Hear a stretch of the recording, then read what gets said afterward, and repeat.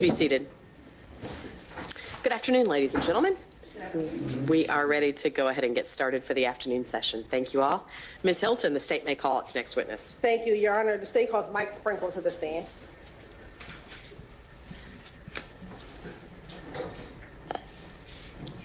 Come on up, sir. When you reach the witness stand, before you have a seat, if you'll turn and face the deputy and raise your right hand, he'll swear you in. You swear our heart that the testimony that you about to give the truth, the whole truth, and nothing but the truth, sir. I am. Please state the spill your full name for the court. First name Michael, M-I-C-H-A-E-L. Last name Sprinkle, S-P-R-I-N-K-E-L. And good afternoon, Mr. Sprinkle. How are you currently employed? I am employed as a Deputy District Attorney at the Office of the Fulton County District Attorney here in Atlanta, Georgia. And how long have you been with the District Attorney's Office? Since June of 2011, so about 14 years. And what unit do you work in? I am in the unindicted homicide unit.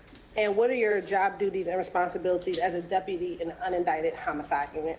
I oversee the unit, the unindicted homicide unit, which screens the incoming homicide cases that come from the various jurisdictions in Fulton County, and I screen them specifically prior to their presentation to the Fulton County Grand Jury. And in that role, have you at times worked on cold cases? I have. And within those files, have you had to enhance audio or video recordings to assist with your investigation or looking into that case? Yes. I want to direct your attention to the Melissa Wolfenbarger case. Did you have any occasion to work on that case? I did.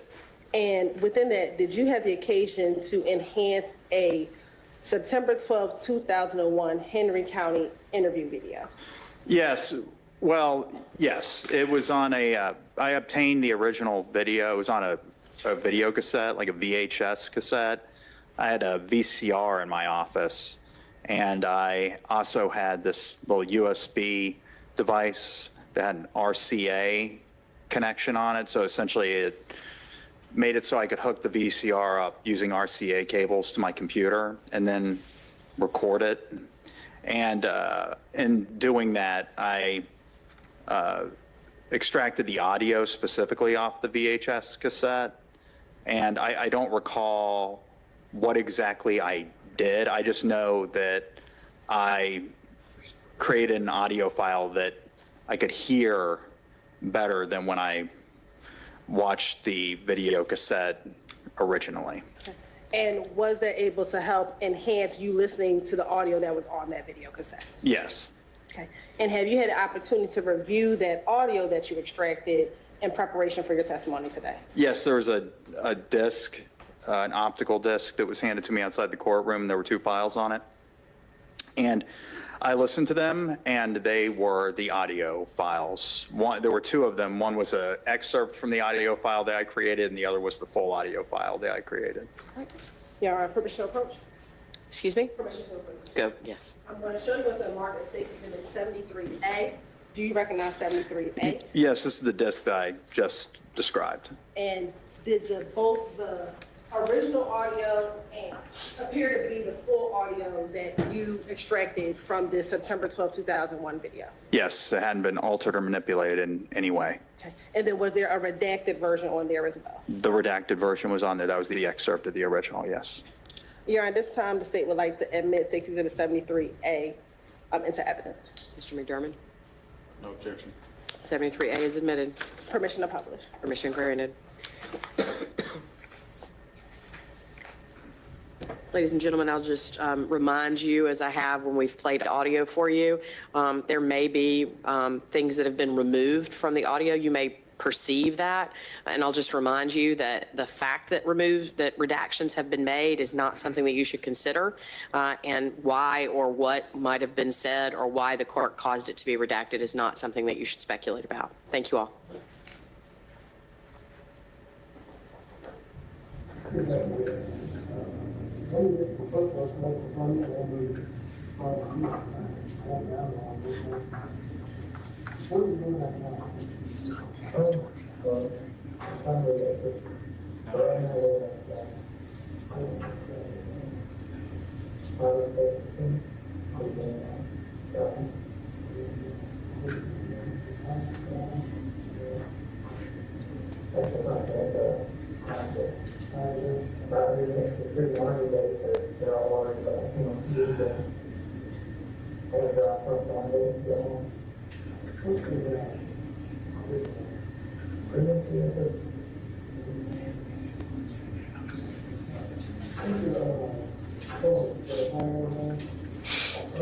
Your Honor, may I object?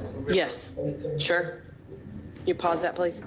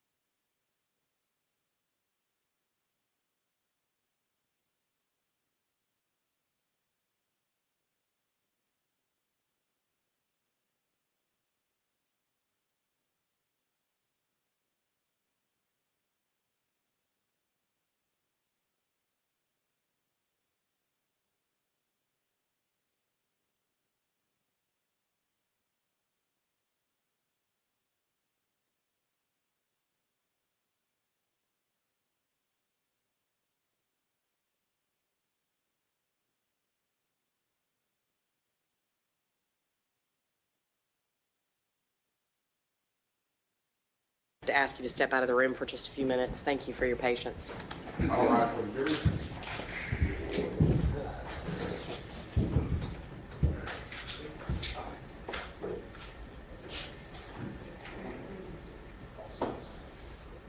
Just let the jury get clear, and then we can.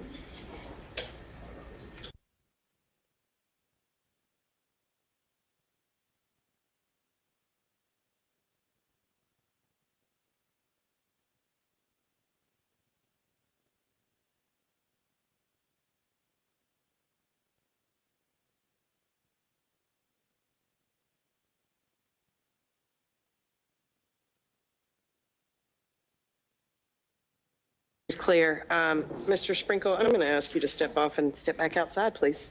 Yes, Your Honor. Thank you.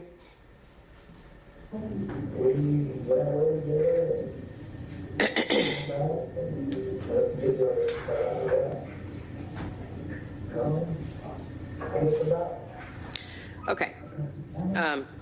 So just to make a record, the nature of Mr. McDermott's objection was that what was being played for the jury for, I'd say, somewhere between maybe 30 seconds to a minute really wasn't audible, right? It just sounds like Charlie Brown's parents, right? You know, we can tell somebody's talking, but you can't really tell what they're saying. I don't know if the fact that that speaker was facing the jury made it more audible and understandable to them, but I didn't get the impression that anybody really understood what was being said. Mr. McDermott's objection was that it was audible at some point, and if it's audible, it ought to be audible in the courtroom or it ought not to be played. We discussed some variations of how we might address this issue, and ultimately, I decided to take a break because I think I understand Ms. Hilton's representation to be that at various times she has listened to that recording and that it is in its, I guess, the point of Mr. Sprinkle's actions of enhancing the audio was to make the entire thing audible, understandable. And if that's the case in some media, then y'all need to take a minute to figure out how to make it audible in this courtroom. And if it can't be made to be audible in the courtroom, then I'm not exactly sure how it's admissible if it's not, if we can't understand anything being said. The fact that he gave a statement is already in evidence on that date. So, You know, after parents locked me up like eight, 9 times, you're doing a trick there, like people want to do it too. So I don't have a good relationship with them at all. Kind of scared about that part of the movie. I didn't know where to talk to the other day. But, I mean, she put on everything was real, we had a real good marriage for us a while. And you got to understand it?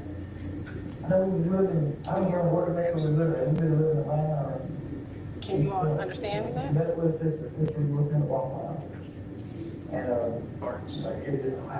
I mean, I can understand it better than I could before, to the extent that audio quality is always an issue. Best part to the middle. And you can really do, you know, call your mom, or your sister, or somebody, you know. And she did the thing. That's 10 minutes So, in. music, so about the same time that you about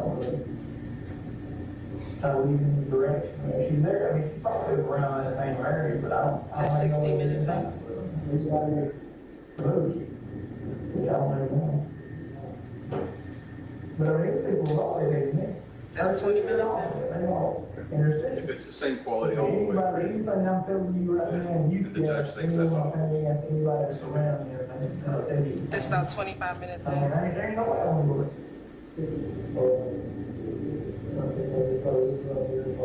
it. Okay. Now, I just want to start at the beginning just to see how far it went. Thank you.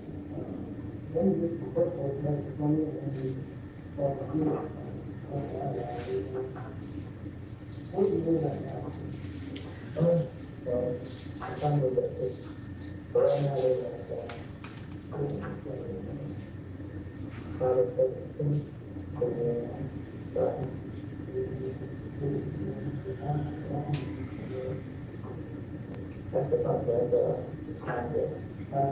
but the free army days, they're all worried about, you again.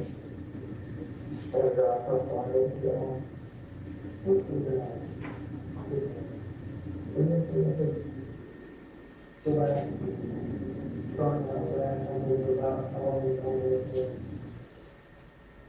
Open mine, it shows my house, it's still at home.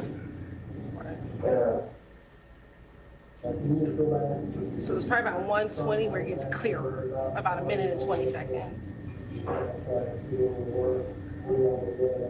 And the intro's him, what I can hear here is him just getting his name, where he lived, and that's the first minute. I met her through a girlfriend of mine, she shows my house, it's still at home. Okay. That's the first time So we would propose starting at about 1:30, a minute and 30. Is there any, forgive me if that's what you've just said, Ms. Hilton, but is there any understanding about what it is that was being said before that no one can understand? Do we not know? So I can hear what he's saying. What he's asking is his like contact information in the first minute.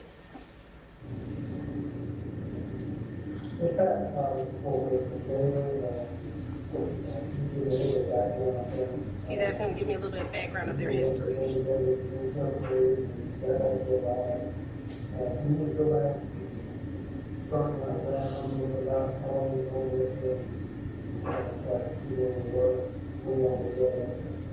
The detective asks him, go back over your history, and then he starts.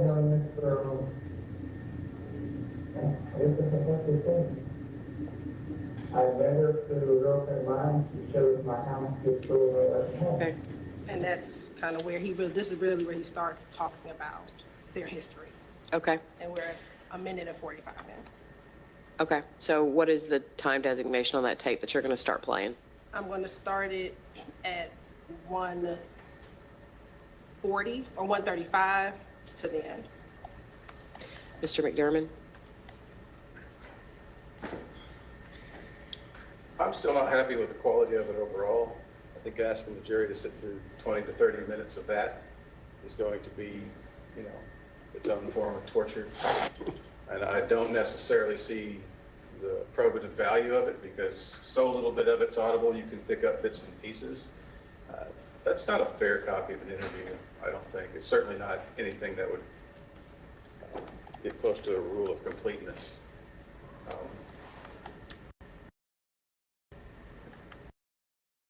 So I would still object to playing it at all. If the court has determined that that's audible enough for the jury, obviously that's your call. But I maintain the objection not to play it at all. Okay. Furthermore, we've heard testimony from Detective Stott, who gave fairly detailed notes of the interview, and he gave us a pretty thorough down of everything that was said in it. So I'm not sure what's going to be picked up from listening to this tin can version. Ms. Hilton? Yes, Your Honor. If Mr. Stott couldn't remember certain things that I asked him as far as dates, I asked him specifically about some dates, specific things that Mr. Wolfenbarger said about relationships,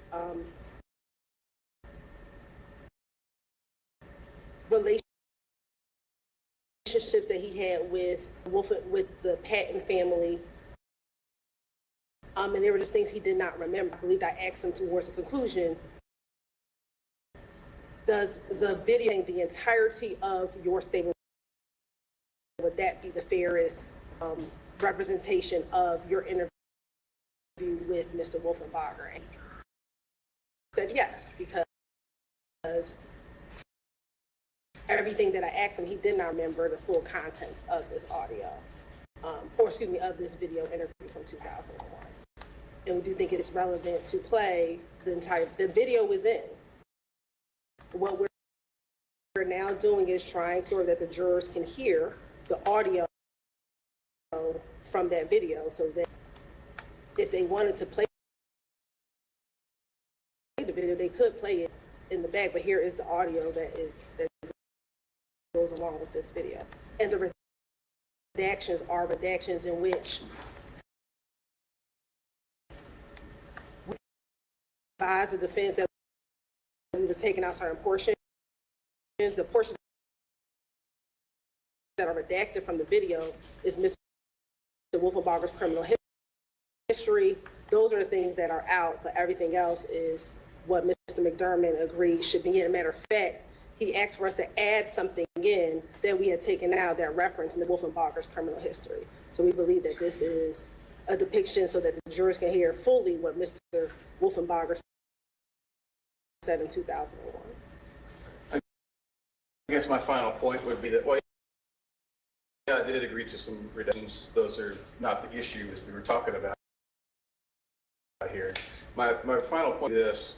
We're playing something for jury that sitting here listening to, and we can pick up some pieces, some of it we can hear, we can. Some of this interview I consider exculpatory and good for the defense. I'm sure the state considers good for their case. We have no idea what the jury is going to be able to hear or not hear out of any of that. And it's just not, you're taking a crapshoot. And I don't want that going before the jury. If we have a clear version of that, then I wouldn't object to it. But there's just no way of telling what anyone's going to pick up from that. And that's not a fair put before the jury. And I think that goes to weight, not admissibility, Your Honor. They can argue that it's not clear. They can argue whatever. They can blame the state for the bad audio. They can do things. But we can put the speaker up there and they can hear whatever that they determine that they can hear, and the defense can do with it as I mean, you're not wrong, Ms. In terms of the defense can use it against you if they choose to, right? And make the arguments that Mr. McDermott wants. I'll say that I think the thing I'm frustrated by, and I blame it on the technology, not on the thing I'm frustrated by. If you can play it on your computer and hear it, right, and not in your garbled state that it is, why can't we? That's what I'm frustrated by. I think as I played it a few seconds ago, we were able to hear it. I mean, I know most of Is that what the audio sounds like or whatever? Yeah, I mean, I can hear the words. Except that you're telling me that, like, you're telling me things that are being said at the beginning of the video that I can't hear. That's what I don't understand. And it's not that I can't hear it. I can't make out anything, and I don't understand why you can if the court can't in an audio quality issue, because I'm putting this speaker up closer so that we can hear it. What I hear, but I can hear it. I hear him, and maybe because I know what's happening, and that could this start at different points. I think everyone heard everything. That wasn't hard. What was being projected on the audio. okay. Would be willing to put the whatever they can hear. And that's my argument. Right, but fitted with appropriate audio. Whatever's there is whatever's there, and whatever the jury hears is what the jury hears based on what's there, and that's just a sad fact of life. So your objection is noted for the record. It's overruled. And you're going to start it at the 135 mark? Okay, if you'll go ahead and cue that up at the 135 mark. It's ready. Okay, so all you have to do is hit play? Yep. Okay. So can we have our jury back, Deputy? Thank you. Oh, can we have our witness back too? I'm sorry. Thank you, sir.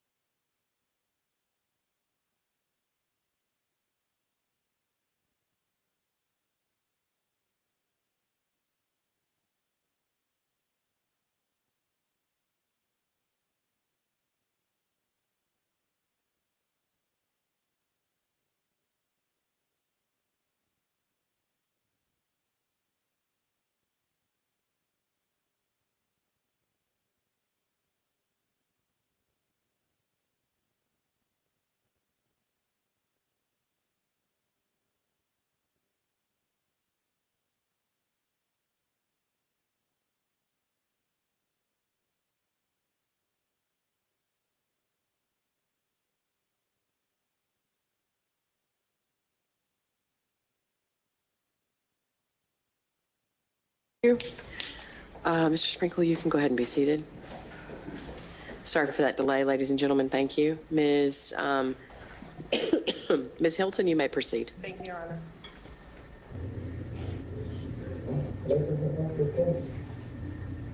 I met her through a girlfriend of mine. She showed my house this school and everything home.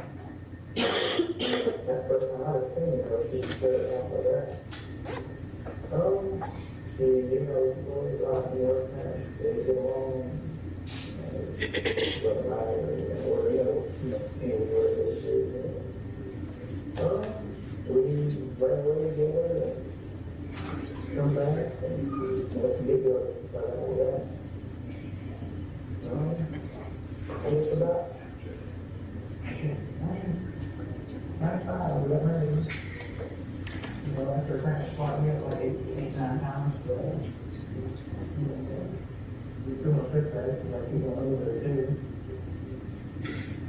So I don't have a good relationship with them at all. Kind of figured out that's why we go back and we'll talk to their grandma.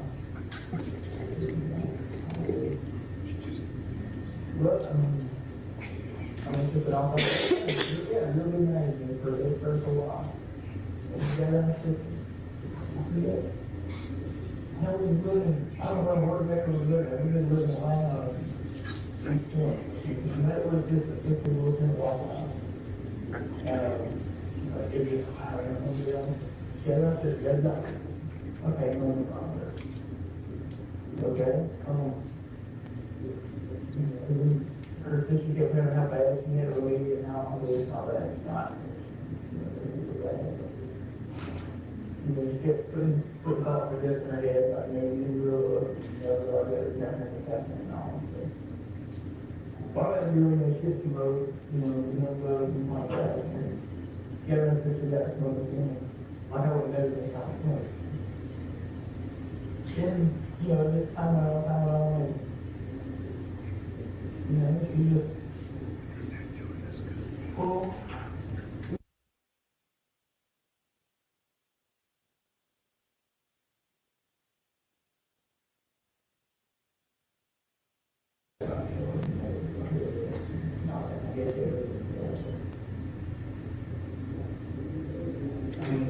Up until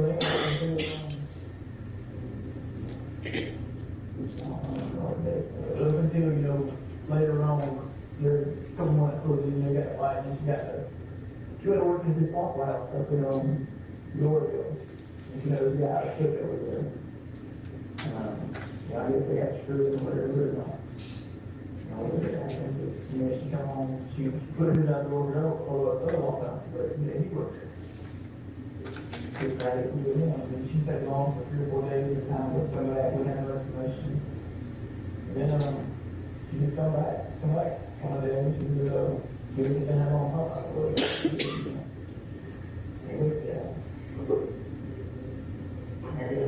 All this happened about the same time as this was right around Thanksgiving, remember that? I was thinking it was 99, but she's going to get it. I'm gonna say, she come back. She doesn't want me to come back good, but she stayed with me like a week. I guess that was just to get her stuff. And then she stayed there. She left again. Come back a couple days later. She come back, we had a long talk that night. The next morning I woke up. She didn't got all her stuff. Left. She was, a buddy of mine came on a water train with big type strollers for her. He got him off the 5 points, and he skipped one over. You got to have 2 kids, and they're with your mom. So 98, somewhere around Thanksgiving, that's where about 12 years that time all back together.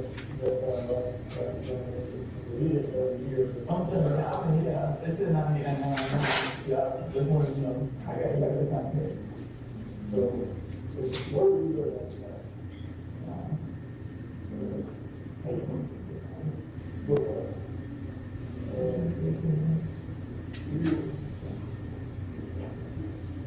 April 24. I lived at one, now we lived at one First Street. Whatever I'm going now.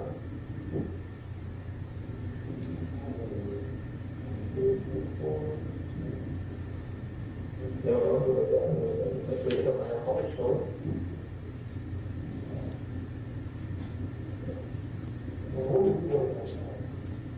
The town was looking at on Avon Street.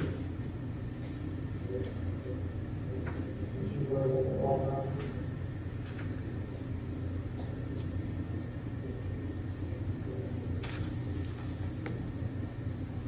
I think for that time I was looking at 8.3.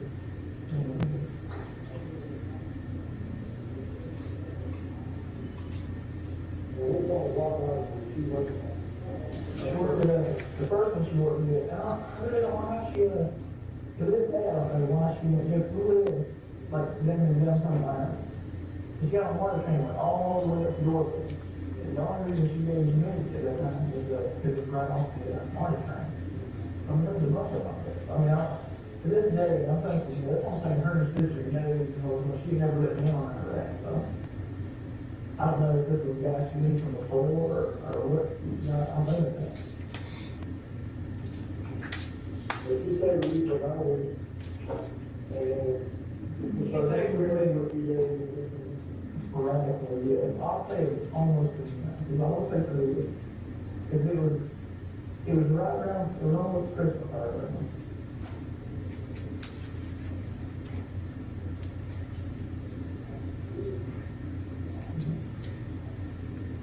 Then after she left, you know, I didn't hear too much from her for, you know, a couple months or whatever.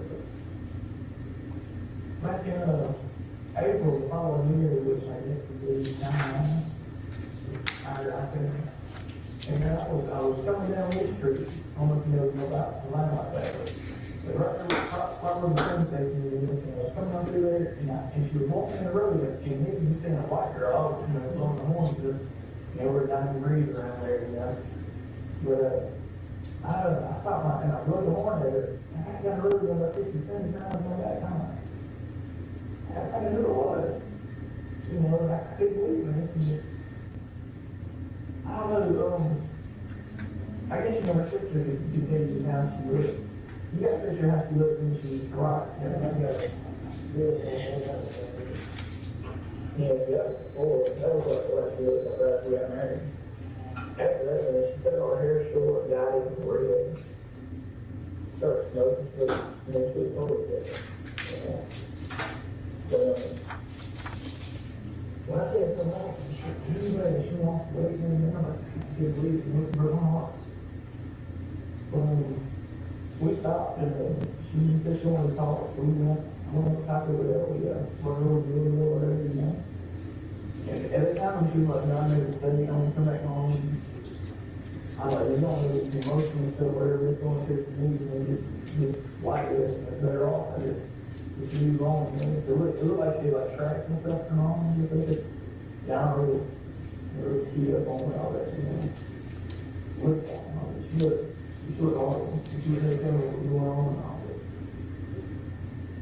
Basically, what had happened was, you know, from the conversation I had with that time, she got her with this guy, right? And it seemed like kept putting talk to me. Like, all these people were living in one house, like 5 or 6 living in one house. And, you know, it was just a party lifestyle. So you go out and party and see every party all the time. And she was like, she felt like she was missing out on all that. Then she said what she wanted to do, and she that was right. When I told her at that time, I told her, I said, that's when you can really do, you know, is call your mom or your sister or somebody, you know. You know, if you need to know. How would you communicate with the kids when never, she wasn't good. When you got my mom, she never really, ever, from the time that she found over, she never really thought of what they called me nothing. From day one, and it's all I did. And she didn't even want to have Joey at all. She wanted to have him aboard. I wouldn't do that.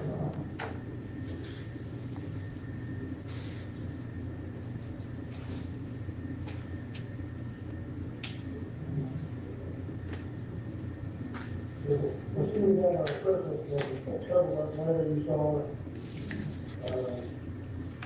she was on the way there, she was still hanging out with that group. She was like, we're talking about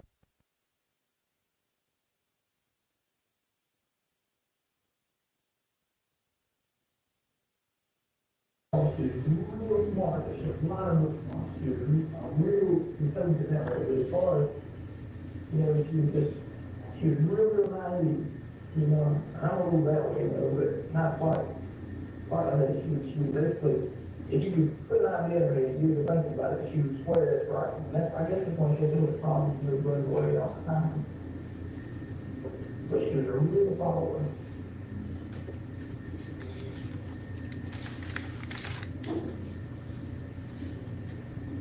When you saw it now, she was still working with, I really didn't want to know a whole lot, and it was really just hard for me to sit down and talk. Like, you know, I'm just trying to,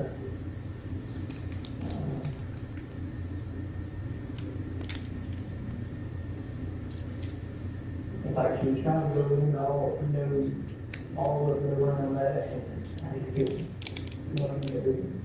I didn't want to know no more than I had to know what this is.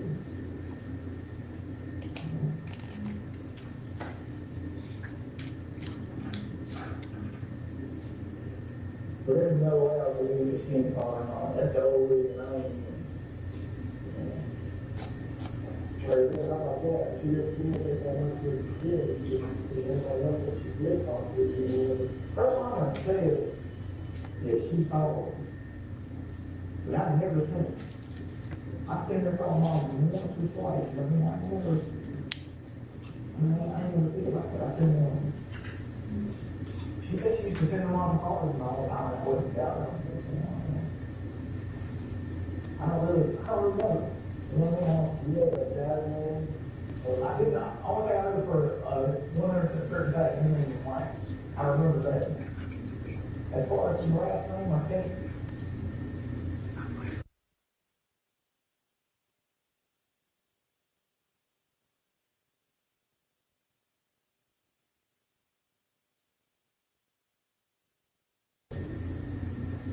That she was messing with. I know the other night she lived in Shalford Lodge, more there. That's why I went there. Whenever her mom would say she was coming back with me, when I went there to pick her up, was at Shalford Lodge. That was where I went to get her. But she said that was, you know, she was having an argument with a guy right there right at the time. That's where she was, when she went with him, that's where she was trying. She was all up around that area. I mean, we never knew anybody in that area, you know?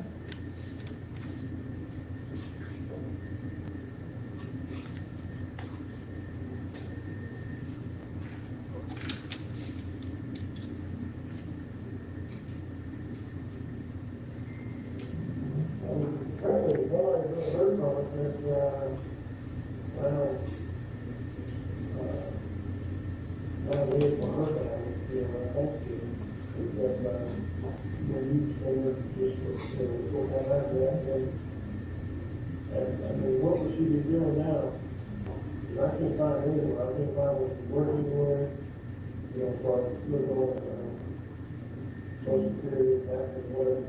Well, the only thing that I know that she would like I say, we've been here, that's all I think that I really don't know. It's just my opinion. If she went through, because to this day, she's still ready to me. I'm just now, you know, I guess going to the Lord for her, kind of like. The only thing I can figure she might have done is changing that, she knows how to do that. The only thing I can see is that she changed it when she got married. And she changed everything. There's nothing real easy to want to do. If you have probation, you don't probation. Yeah, that, and I all kind of, everything know with it once until they got on board for that.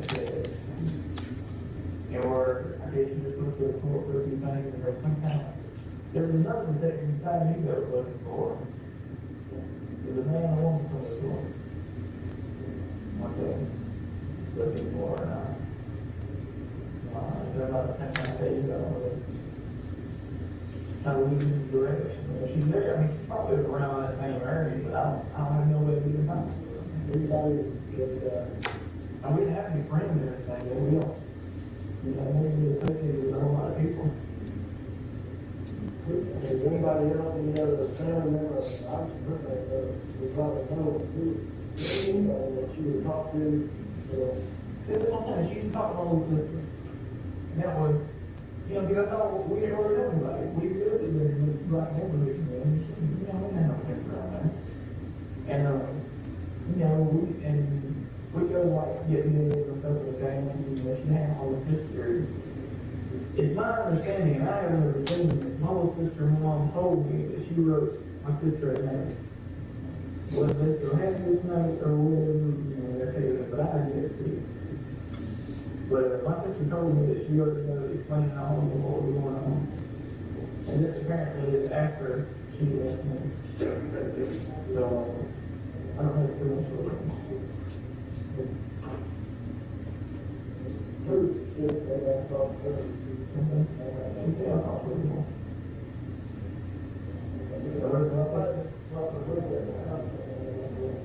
where she said, I already know that, Canberra, that's married.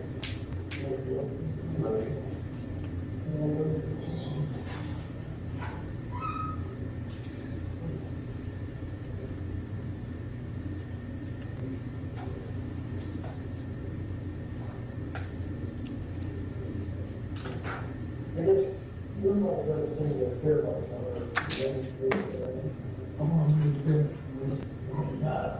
I mean, and when Pat was said, hey, come over and know my this, you can ask my sister, you can ask my mom, I thought, oh, I wouldn't do that, I want to take anything under the and she goes like, I mean, if you want to, I don't even get, anytime I get to do, you know, it's just hard. The only time I really have anything to compare with me is my children very busy with students, the game compare with me, that's it.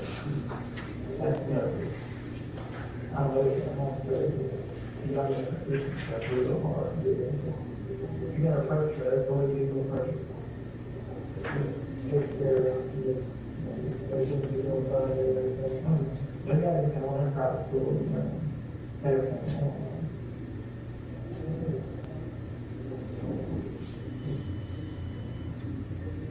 I mean, I don't know. And I mean, I would have called her mom, you know, and talked to them, but every single time in the past that I've ever seen these people, and then we locked up like 8 times, her husband had stopped and beat the crap out of me, and I was on the parking lot. That's the last time I ever seen him, and I'm like, I'm trying to go over there, you know, so.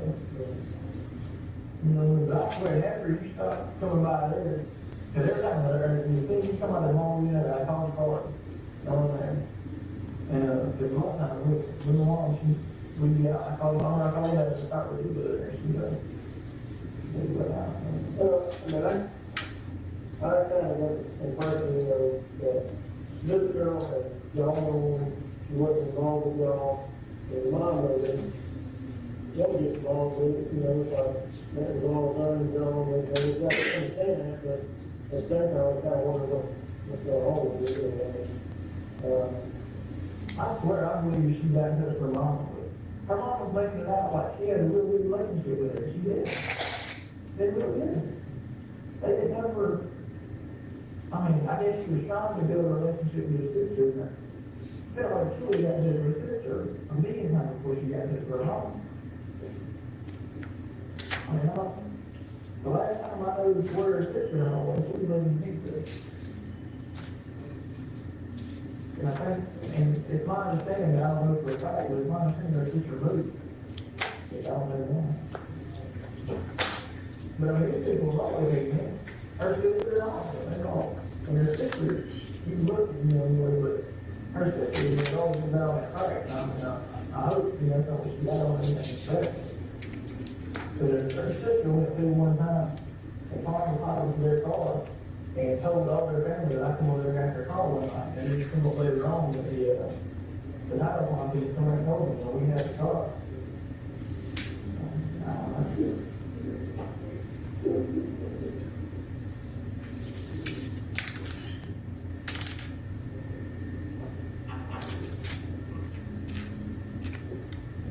You know, it's a plan that, I grew up with information like, I know it's hard to believe, and it's really not. I mean, the thing is, like, after, they can either, I don't know, commit suicide or something like like she's hanging with it, killed her or something like that? I don't think she committed suicide. This girl had a really strong, that's one thing I can say about her. She was really, she had the, and I don't know what word I'm looking for, kidney joints, you know what I mean? Just, with her sister, when she was coming up, her sister, like, had a baby in the bathroom, just telling nobody about it. She took the baby in the car. And Melissa found it like 3 days later in a gym bag. You know, that was an emotional strain, you know, for the kid. You know, she was Wolfenbarger, dad's best friend. You know, and there's nothing ever be done about it. She had a really strong mentality. I don't feel, you know, I'm not being wrong with her, but I just don't think. As far as the new people go, she can't be out of all these people. I don't, you know what I mean? I don't even know if she got in with people. Not just some bad being her husband, it's bad, you know. There's something bad for me, but I swear, I don't know how. I really don't know if her sister put her in the up there, or how she got in the door there, and how, period. You know, we didn't know what he got there. And later on, I mean, a lot of mine had moved up that way, that was not, it didn't have anything to do with her. What name would she, try to knock and then she tried to make it? Because, I mean, the simple reason why we didn't use this with family name. Because she can move, she can be anything. And she knows that she got the real one she got, she can do it.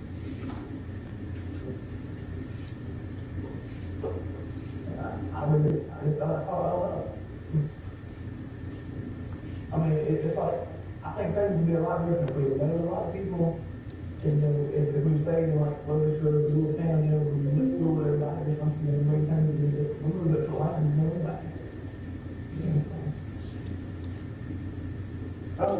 You're always good, you know, with that, and we don't go on, and she, I was painful to y'all, I mean, how she talk to you, man, when you feel like, you know, I mean, I come up, you know, this is the first time I ever really talked to that woman like that. Ever really, and she's always, it didn't hate me. It really did. She kind of stand me with everything. You know, and I all, you know, living, right we got married, I will, you know, I just called up and tell her about it, because at that time she was telling me all everything, what, you know, happened and everything.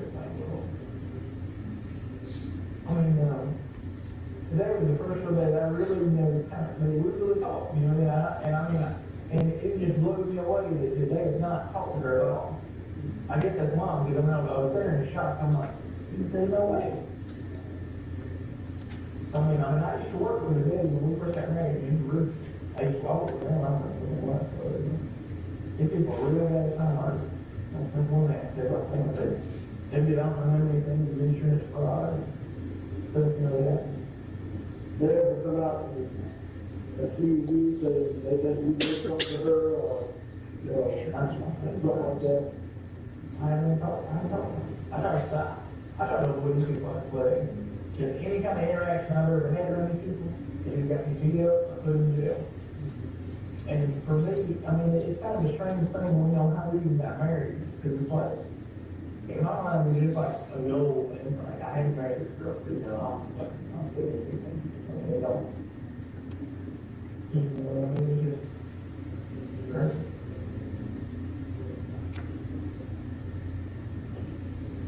Well, I don't know, I mean, it kind of looked like for a while, you could have done something about it, or whatever, you know, because you weren't even located, and getting side stories from the happening, you know, all those things, getting fearful, that's like you said.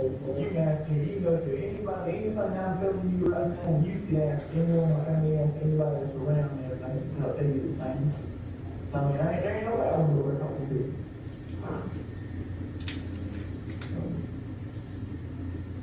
So yeah, we look in the other one parking lot in the top group. So of course I'm like, you know, she's it all. When did you find out that, she was reported missing? Or, like that, what happened, just right now, I didn't know. I think the very first time you come out of it, I think you spoke down, I don't remember the correct, I think you spoke on mom, along like the, showing me like that. About a whole year, whatever. I mean, that gotta tell you right there that she didn't have a relationship with mama, for mama saying she did. If they were on away the whole year, know what I mean? There's no way.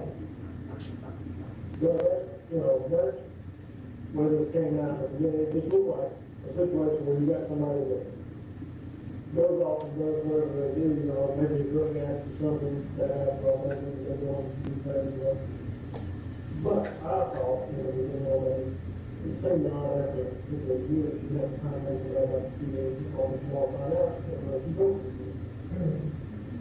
But, still, it seems like somebody, like this, or something, had it happen, And I mean, that might have been all I've been sitting here, and you don't know how long I've been sitting here just going over scenario after scenario, trying to, figure out what it is, especially now, man, it's what it is now.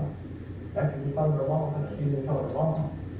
But the only thing which I was sitting there all ear with, is we did this thing, we changed the name and everything, was the only thing I kept saying is, at the time, we had it set up, we was making money and things, all that, and, so we not, and proud of it, but he was like, you gotta cut off everybody who knows that we're wrong. You know, but I kept kind of saying that,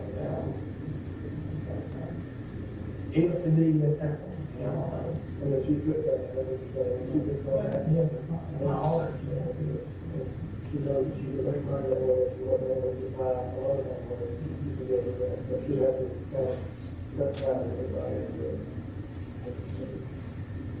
Well,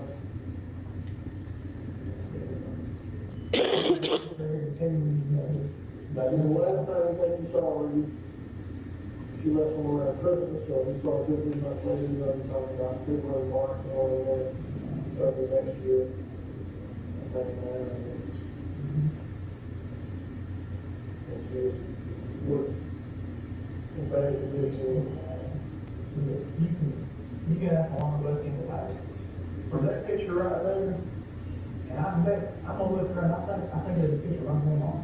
Last time she was with my grandma, she had short, she cut her hair off short, and it was bright red. And she did that by the time, she got back in, I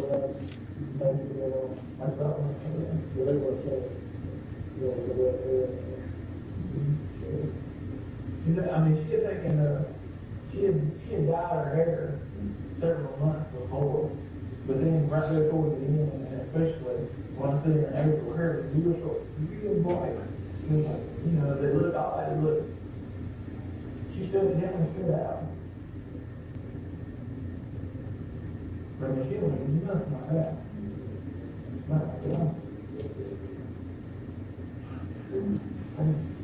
don't see it, man, and other than all this time, I swear I thought she was at least consistent. That's the only reason I ever really proceeded further.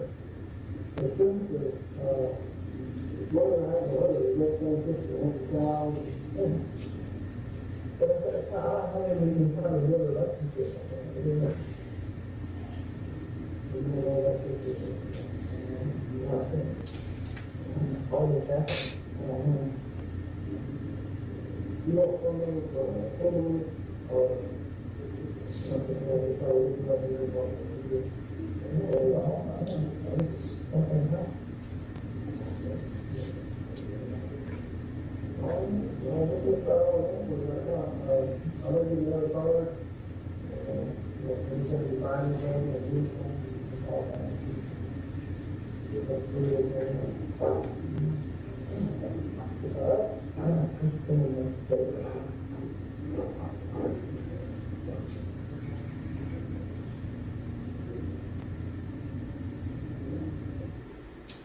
We stopped at 3035 1.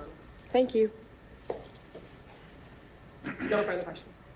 Mr. McDermott, do you have questions for this witness? No questions for this witness. Thank you, Mr. Sprinkle. You may step down. Ms. Hilton, the state may call its next witness. Thank you, Your Honor. The state calls Rosa James.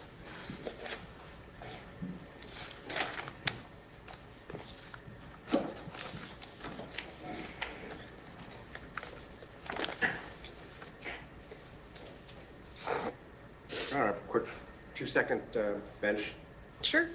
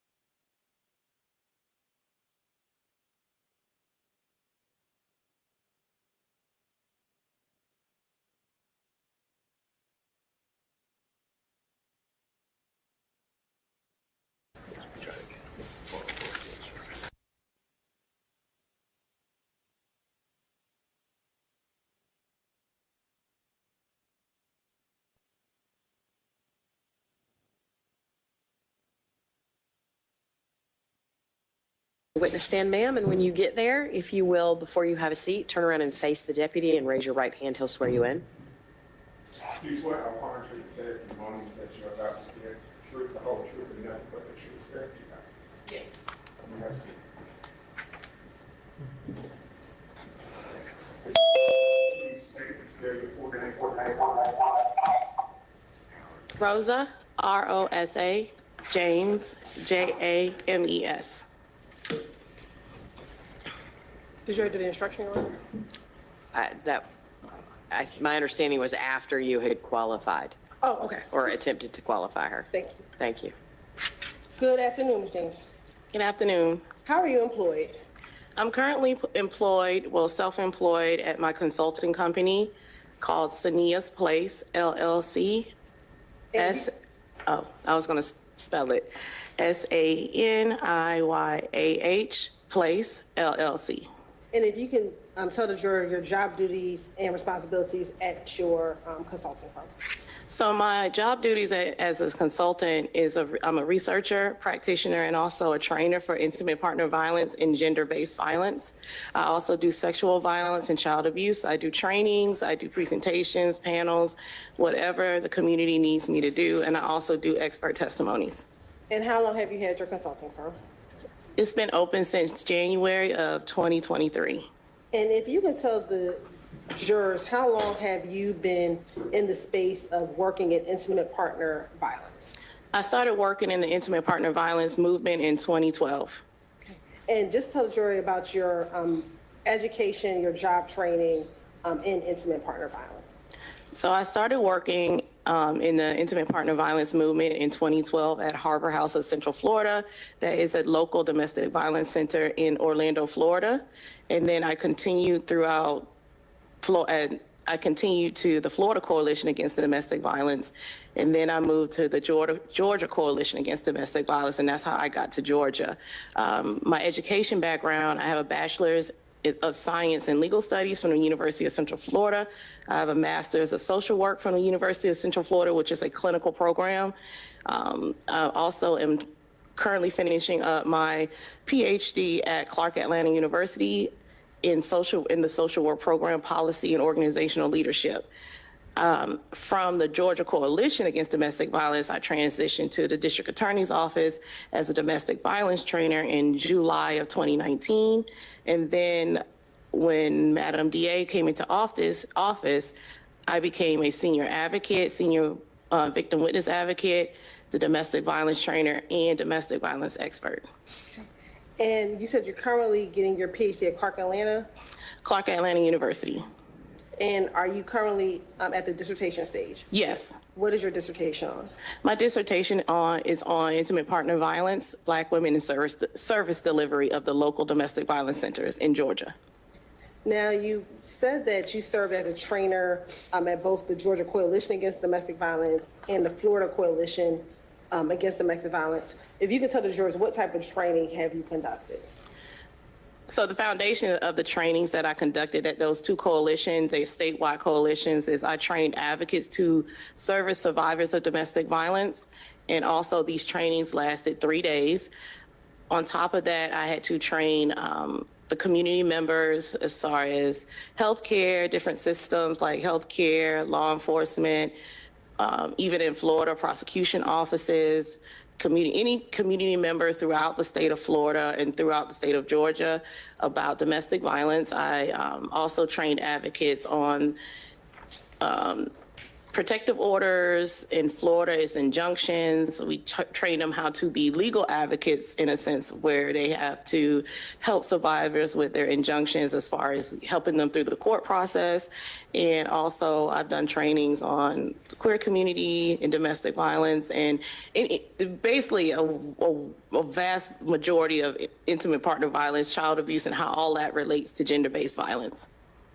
And over your years of working in the field of intimate partner violence and gender-based violence, have you met with and spoken with victims of intimate partner violence? Yes, like I said, I started in 2012, and that was immediately contact with survivors and through face-to-face trainings, hotline calls, well over 20,000 contacts with survivors of domestic violence. And I said victims and you said survivors. Tell me, why do you use the term survivors? So in our world and in the movement, we use survivor because the survivor is a term of endearment. And also some survivors, they use thrivers. They have thrived through the domestic violence. We only typically use victim in this realm, or where I am in the science realm, in the advocacy realm, if someone has fallen due to domestic violence, a casualty. And you talked about having over 20,000 contacts with survivors of domestic or intimate partner violence. Has those interviews and conversations and interactions assisted you in your understanding of domestic violence relationship dynamics? Yes. Now, over your course in working in the field as well, have you met and spoken with offenders or abusers? Yes. And can you estimate for the jury about how much contact have you had with offenders or abusers? So I've had a year of contact with what we would call perpetrators or abusers, because I taught in Florida batteries intervention courses, which is a 32-week-long course that the courts in Florida mandate that if you receive an injunction that you must take. And have those interactions, those trainings, informed you regarding your understanding of domestic violence and the dynamics of domestic violence? Yes, it has. Have you ever testified in the state of Georgia as an expert in domestic violence? Yes. How many times? So Florida has been 27, and I'm about to do the math. I want to say around 47, 48 times in the state of Georgia. Your Honor, at this time, the state would like to tender Ms. Rosa James as an expert in domestic violence relationships, and domestic violence relationship dynamics. Mr. Samuel? We'll reserve voir dire for cross-examination. Okay. So, ladies and gentlemen, Mr. Samuel, come here, please. Ms. Hilton, y'all both come here. Would you like me to step out? No, you're fine. Thank you.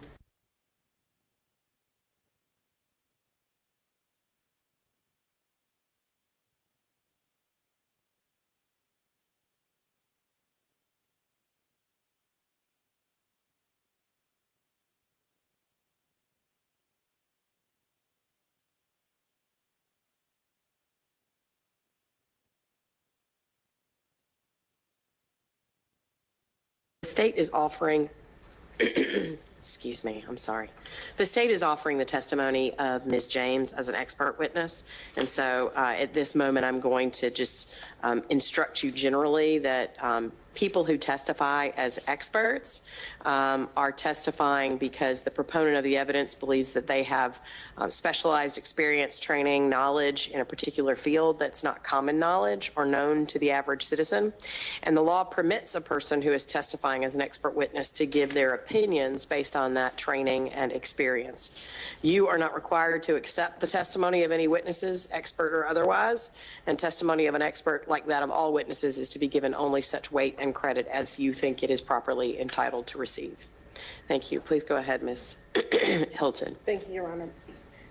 Ms. James, can you please define domestic violence for the jury? Yes, the definition of domestic violence is a pattern of coercive behaviors to gain and maintain control over your partner. And based on just your training and knowledge, how familiar is the public with the issue of intimate partner and domestic violence? So the public is familiar with the concept of intimate partner violence, specifically the physical aspect, but the science behind that, the science behind domestic violence, the public typically isn't well versed about what's under the iceberg, typically just above, which is physical violence or any type of sexual violence. And over the course of the years, has there been some type of increased knowledge with the public as it relates to people watching kind of like true crime television? Yes, it's specifically, the boom of the internet is information that's there, and through the true crime or any type of documentary, yes, the public can access that information. However, in your experience, has the knowledge that comes from, say, internet or from podcasts or true crimes, is that the full knowledge or understanding of the science of domestic violence? No, it is not. based on your work in the field, what are some common misconceptions regarding domestic violence? So the biggest misconception, if the survivor leaves the relationship, the abuse will stop. And that is not true. The data shows that's the most lethal time in the relationship. That is when the survivor is under the most danger and most likely to be killed. So that is a misconception. The abuse does not stop just because someone leaves the relationship. And based on kind of some of the trainings that you've done in your experience, what are some of the beliefs about why an individual may remain in an abusive relationship? So there's a host of concepts and theories and perspectives of why someone would remain in an abusive relationship. The biggest factor is power and control. This person has exerted power and control, and the victim or the survivor feels as if they have to stay and remain in this relationship. Also, there's a component of fear and protection, protection of children, protection of self, protection of family members. It's many different dynamics of domestic violence why someone would remain in that cycle of abuse. And are there any is there any research about how long it usually takes a survivor to leave an abusive relationship? Yes, the research state on average, it takes 7 times to fully leave a relationship that is abusive. Now, are you familiar with the term or the concept of the cycle of violence? Yes. How are you familiar with the cycle of violence? So the cycle of violence is a cycle that shows how a survivor would remain inside or trapped inside of a abusive relationship with their partner. And is there a demonstrative that you sometimes use in order to explain the cycle of violence, or is it also called the cycle of abuse? Yes. You have permission to approach? Go ahead.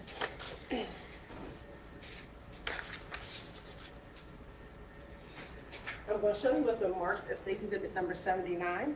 Do you recognize Stacey's exhibit 79? Yes. And how do you recognize Stacey's exhibit number 79?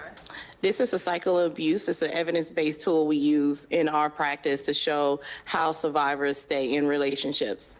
And will this demonstrative assist you in explaining the cycle of abuse as your?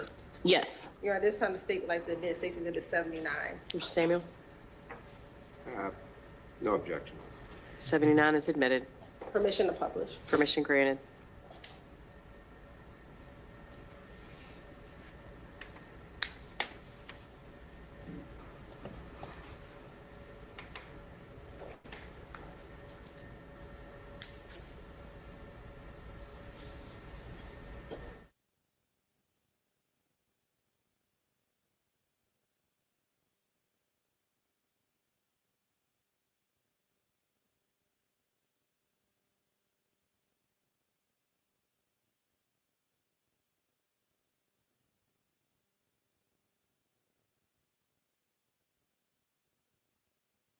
Of abuse and explaining the demonstrative that's on the screen.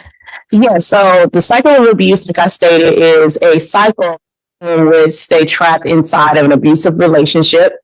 And I know that the public is very familiar with some of these terms, such as or even the tension building phase, but I want to explain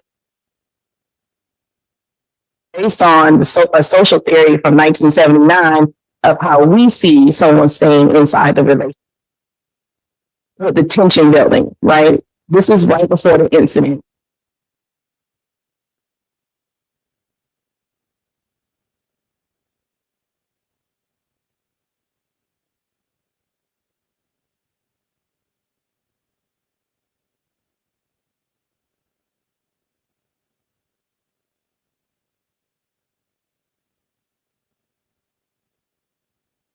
Physical, economical, it can be humiliation, it could be intimidation, it could be a whole host of things. And it doesn't have to be a physical incident of arrest, right? So that's when the incident happens. In the reconciliation phase, where we're seeing about guilt, right? Sometimes the survivor feels guilt during this phase. This is the phase where I see survivors wanting to release the charges. This is why I see survivors wanting to recant or even fund the batterers or perpetrators funds and when they're in jail. This is when the perpetrator, either he apologizes or he blames the victim for what happened to them. And, oh, it wasn't as bad as it was. This is where a lot of the term gaslighting comes in. And it's basically a conversation back and forth between the survivor and the perpetrator where they're getting back into the relationship.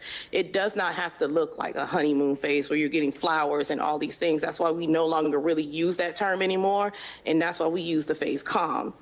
So in this phase, most likely the abuse is forgotten, the incident is forgotten. We just move on with life like this never happened. That's what I see the most in my field, in my personal observation in the field that I work in. It's just forgotten. It didn't take place. These things happen in relationships. We move on. But like I said, it doesn't always look like, oh, you're getting flowers, you're getting presents and gifts, and it's all love. No, it doesn't always look like that. Sometimes it just looks like we're moving on with life. And you kind of talk about in the incident phase, it could be verbal, emotional, and physical. Is it usually one of those three, verbal, emotional, or physical? It could be a whole host of things. It doesn't always have to be fit into that box because domestic violence is not a box. Every relationship looks different. Every incident looks different.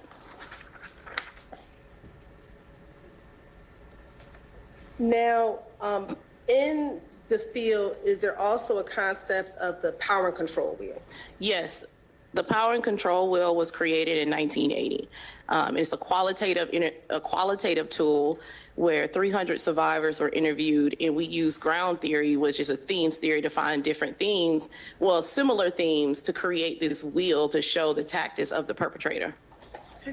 And have you used a demonstration of that power and control wheel to explain how an abuser will exert power and control over a survivor? Yes. Now I'm going to show you what's been marked as State's Exhibit number 75. Do you recognize State's Exhibit number 75? Yes. And how do you recognize State's Exhibit 75? It is the power and control wheel. And would that help you today in your testimony and explain to the jury the power and control that abusers use in relationships? Yes. You're right, this time the state like limit State's Exhibit 75 for demonstration. This is a demonstrative exhibit? Yes, sir. No objection to using it as a demonstrative exhibit. Exhibit 75 is admitted for demonstrative purposes. Thank you, Your Honor.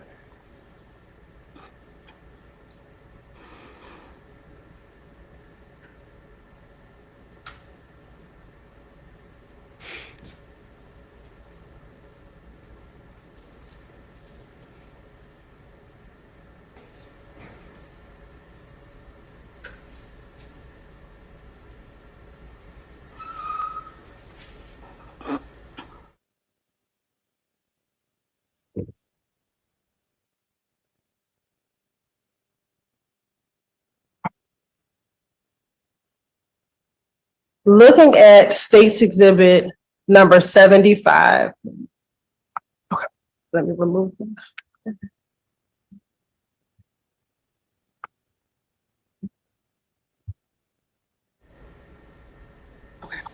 If you can, and what I'll do is I'll navigate over here. Just tell me when I need to go up or down. So go down. to show like the contributing factors and, Okay. oh, that's, All right.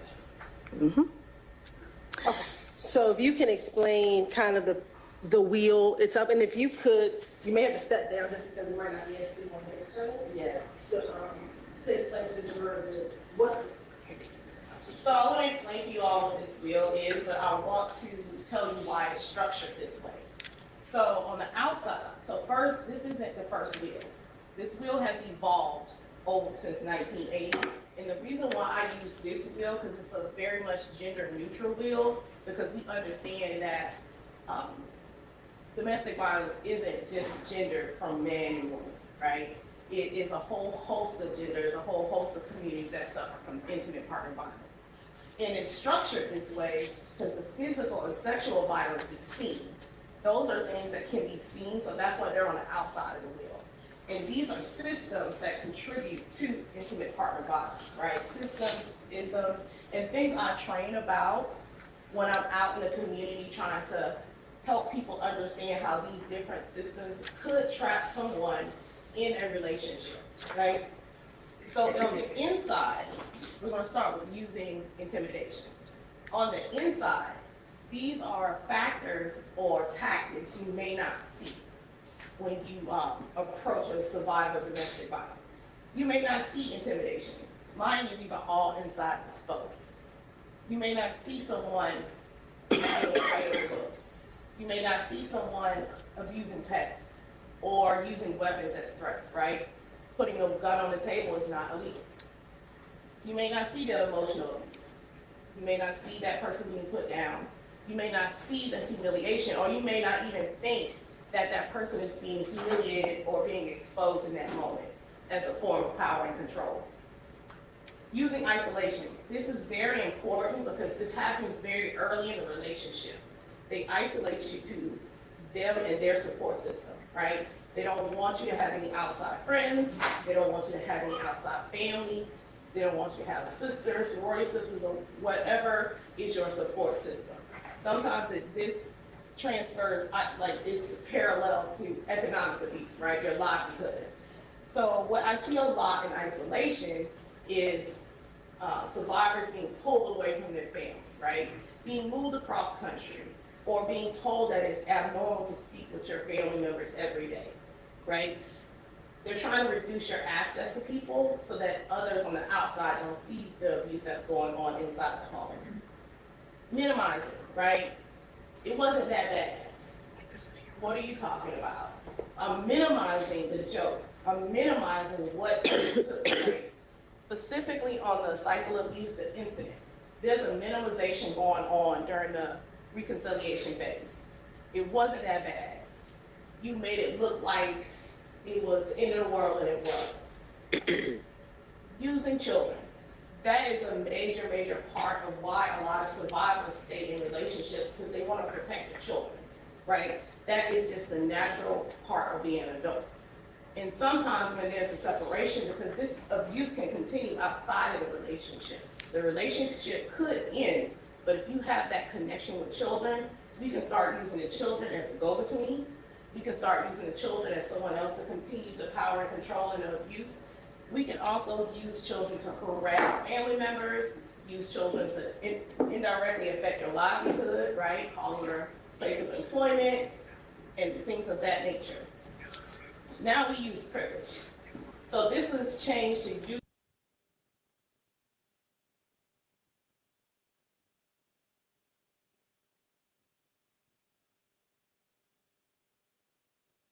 We can use the Bible, we can use someone's race, their culture. Privilege can look a lot of different ways.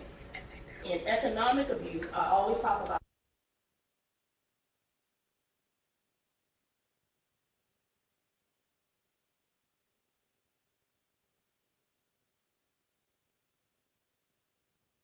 you must have control of all the money, you must make the most money. No, it could simply be tampering with a survivor's car so that they can't go to work, right? Ruining credit, continuously getting evicted, invasion of accounts. It could look any way, but the whole goal is to take control of your economic livelihood. Using coercion and threats, that's in the definition. I'm going to coerce you to stay in this relationship. Coercion is really used a lot in the queer community. I'm going to out you.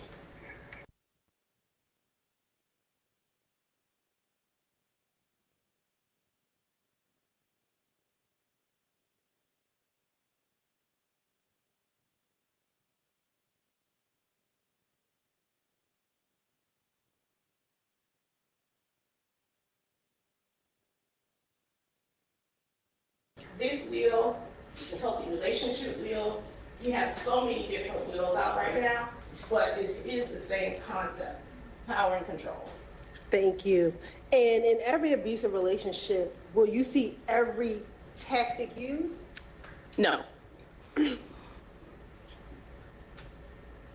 order to define a relationship as an abusive relationship, are there does it have to be like a magic number of events or physical violence or a certain amount of times that someone uses isolation to define that this relationship is domestic violence? No. How do you distinguish in the field, say, an isolated incident from a relationship that would be considered a domestic violence relationship? So to explain an isolated incident, we look back at the definition of domestic violence. The definition is a pattern of coercive behaviors to gain and maintain control. That's what it is.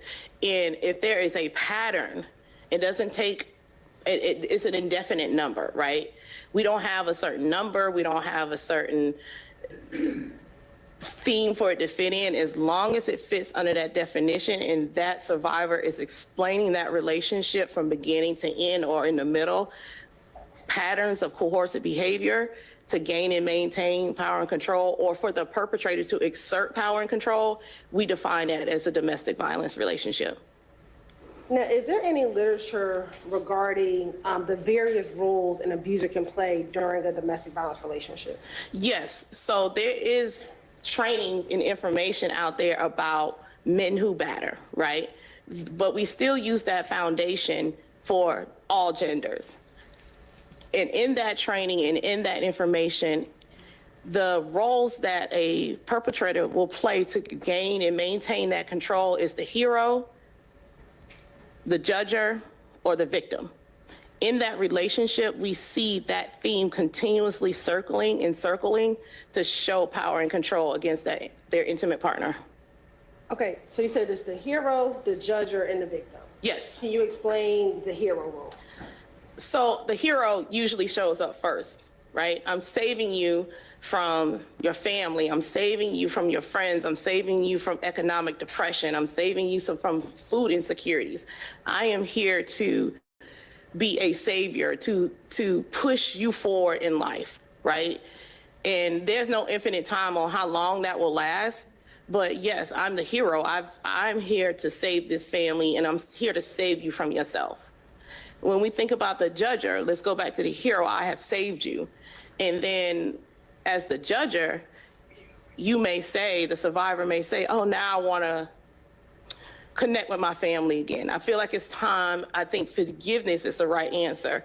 Then I'm going to judge you for that, right? No, why would I save you from them? Why would you go to some place where they hurt you? Why would you interact with people who harmed you? I saved you from that. So I'm judging you in that because I don't want you to go over there, right? I want to maintain that power and control. So I'm judging everything you do when it comes to seeking outside support.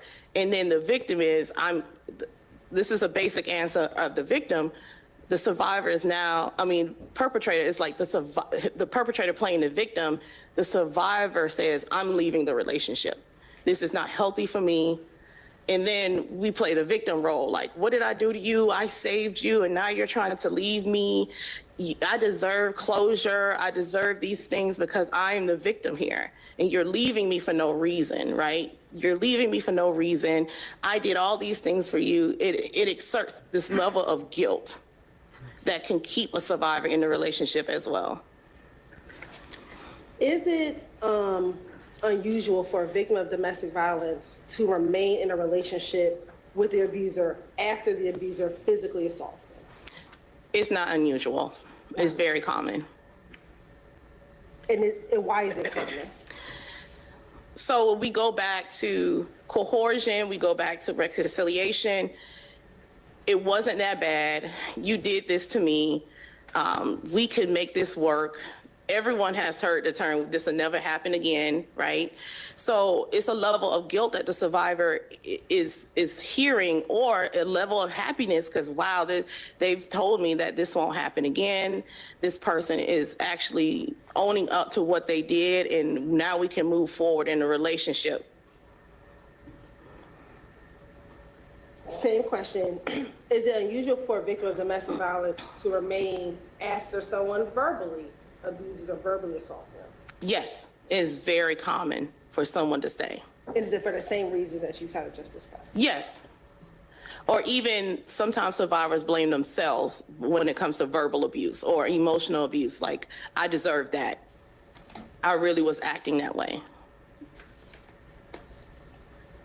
Is it unusual for a victim of domestic violence not to pursue criminal charges in a case? It's not unusual. Ms. Hilton, are you done with that exhibit? Oh, I'm sorry, yes, That's sure. okay, if you could take down your screen share. Yes.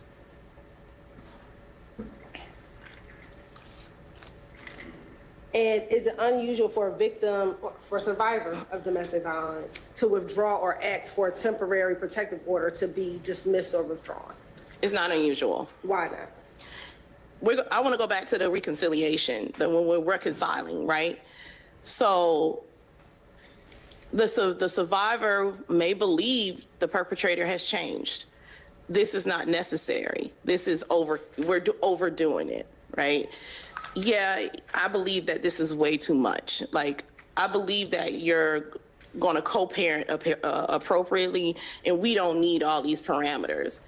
You could be coerced into that, or a survivor can say, well, we're always going to have they told me that we're always going to have a third party when exchanging children. We're always going to, this person is not going to do these things alone with me anymore. So, of course, I don't need this level of protection anymore.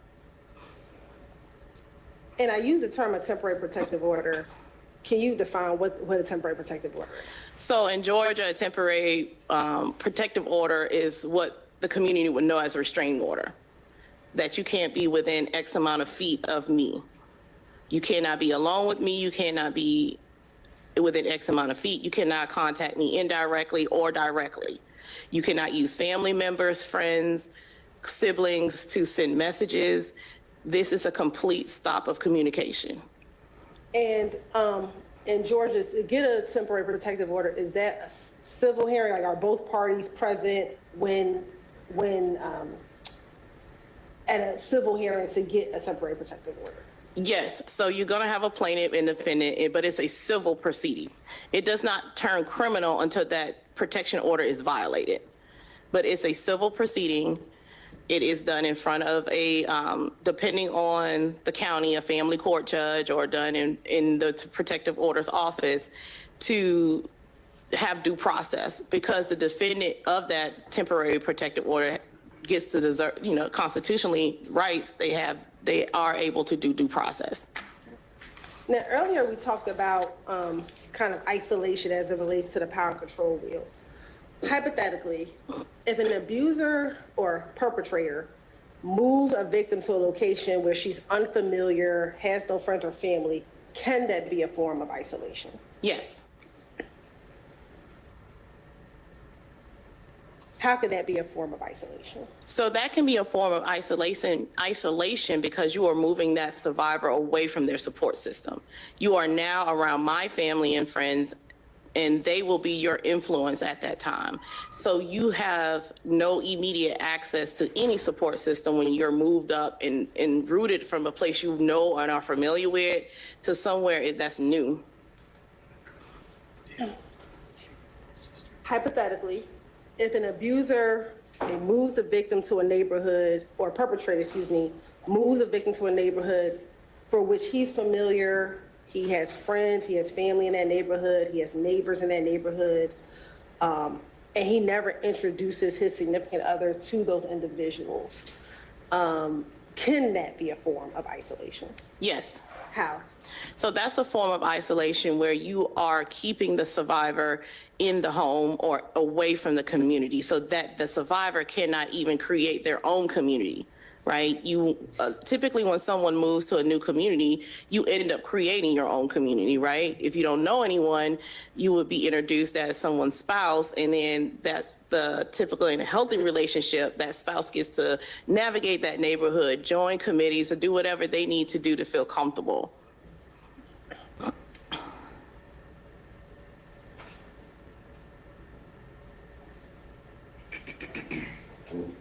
We talked about isolation, and if an abuser, can an abuser isolate you, strike that. If an abuser isolates you from your children, can that be a form of control? Yes. Are there times when a perpetrator uses family members to kind of step into the place to exert power and control over a victim? Yes. How can that happen? So specifically, if you're isolated to that, your partner's family members, they can use coercion as well. They can use the children. They can use these same tactics of emotional abuse and minimizing and threats to keep you in that abusive relationship. They're just doing it from the outside, but they can still be enablers. They can enable the perpetrator's behavior and use the same exact tactics that a perpetrator would use to keep you in that relationship. In your experience, if a survivor is being abused and maybe her family members, family members maybe see signs of that abuse and they want to confront the abuser, and the survivor stops them from confronting the abuser.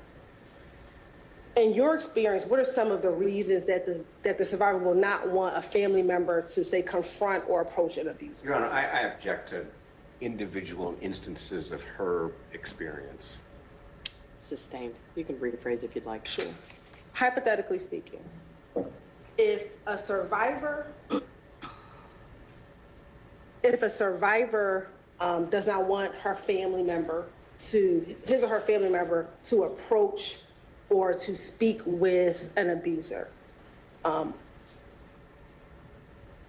is that a form of self-protection? Yes. How? So when we think about the dynamics of domestic violence, when we have outside family members approaching the perpetrator, the survivor is going to take the brunt of the blame for that family member or friend approaching and accusing or exposing domestic violence, right? Specifically if the survivor is still living in the home. So it is a form of protection. And it also can be a form of protection for the children. Now, as it relates to this case, what, if any, information did you have as it relates to this particular case here? I don't have any information. As an expert, I come in blindly because I'm here to stay within the psychoeducation and the science of domestic violence. Let me ask you this. Did you know that this was a murder case?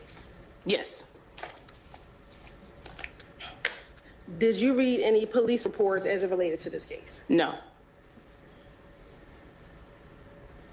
Did you view any temporary protective orders as it relates to this case? No.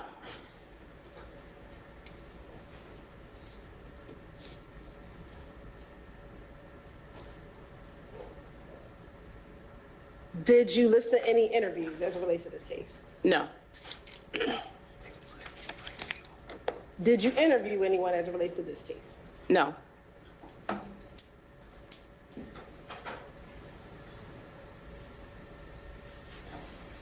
You spoke about earlier that you've been qualified as an expert in Georgia in about 47 cases.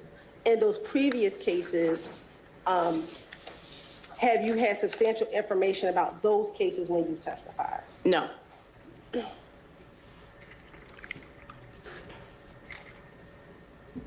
Can you tell the jurors about being a kind of general expert? What's that mean? So, A what? A general expert. General expert? I don't know what that means, Your Honor. Sure. I guess that's why she's asking the question. Right. Why is it that you choose to have minimal information about the case? I have minimal information because as an expert, I am not here to diagnose domestic violence, and I'm not here to prove guilt or innocent. I am an expert. I'm a social scientist on intimate partner violence, and that's all I can offer the court. Okay. Are you getting paid to testify today? Yes. How much are you being paid? $250 per hour.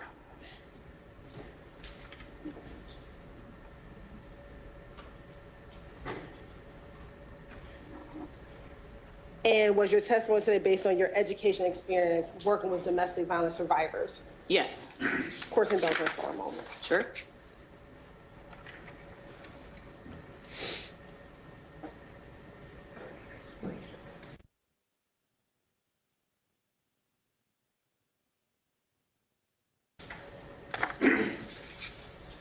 Let me ask you this.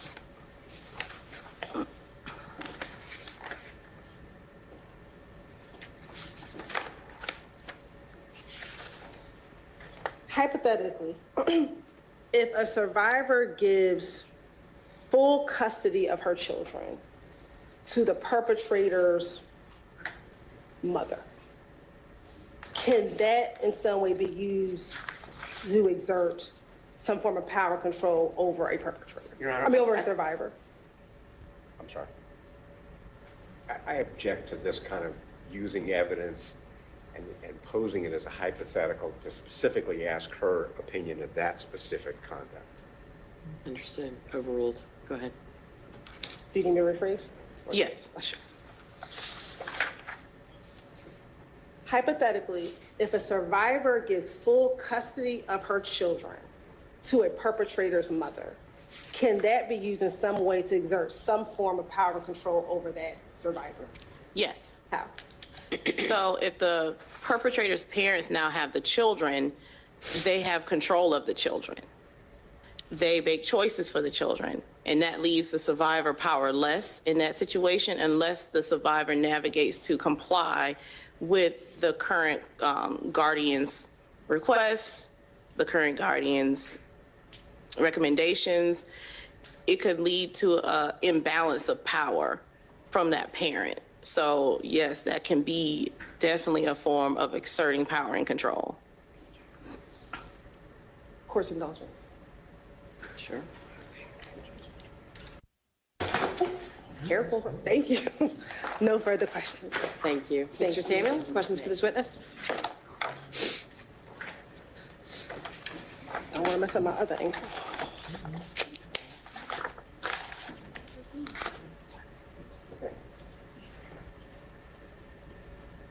Good morning. Good afternoon, Ms. James. Good afternoon. Not doctor yet, right? Almost. Almost. When will you be doctor? May of 2026. Excellent. You and I met only once before, right? Yes. A couple weeks ago. In this courtroom, right? Yes, about a week ago. I'm going to ask you some of the same questions as Ms. Hilton. First of all, you actually worked at the Fulton County DA's office for quite some time, right? Yes. How many years were you working there? I started work in July of 2019, and I left in January of 2023. Okay, so 4-ish years. Yes. Okay. And did you work with Ms. Hilton during that time? Yes. With Mr. Fawcett or Mr. Wilson? No. Okay. How many times have you worked with Ms. Hilton in a case? So in the victim advocate role, we are assigned certain courtrooms. So I would only work with Ms. Simone if she was doing a case, if she was assigned to that courtroom or a case to that courtroom. And also she was the deputy, what we would call the deputy district attorney for the domestic violence unit. So she had minimal interaction with the bulk of the cases. Asking you for a number somewhere between X and Y. I don't really, Okay, I can't really define a number. That's not a problem. How many times have you testified as an expert in one of her cases? I believe once. Okay.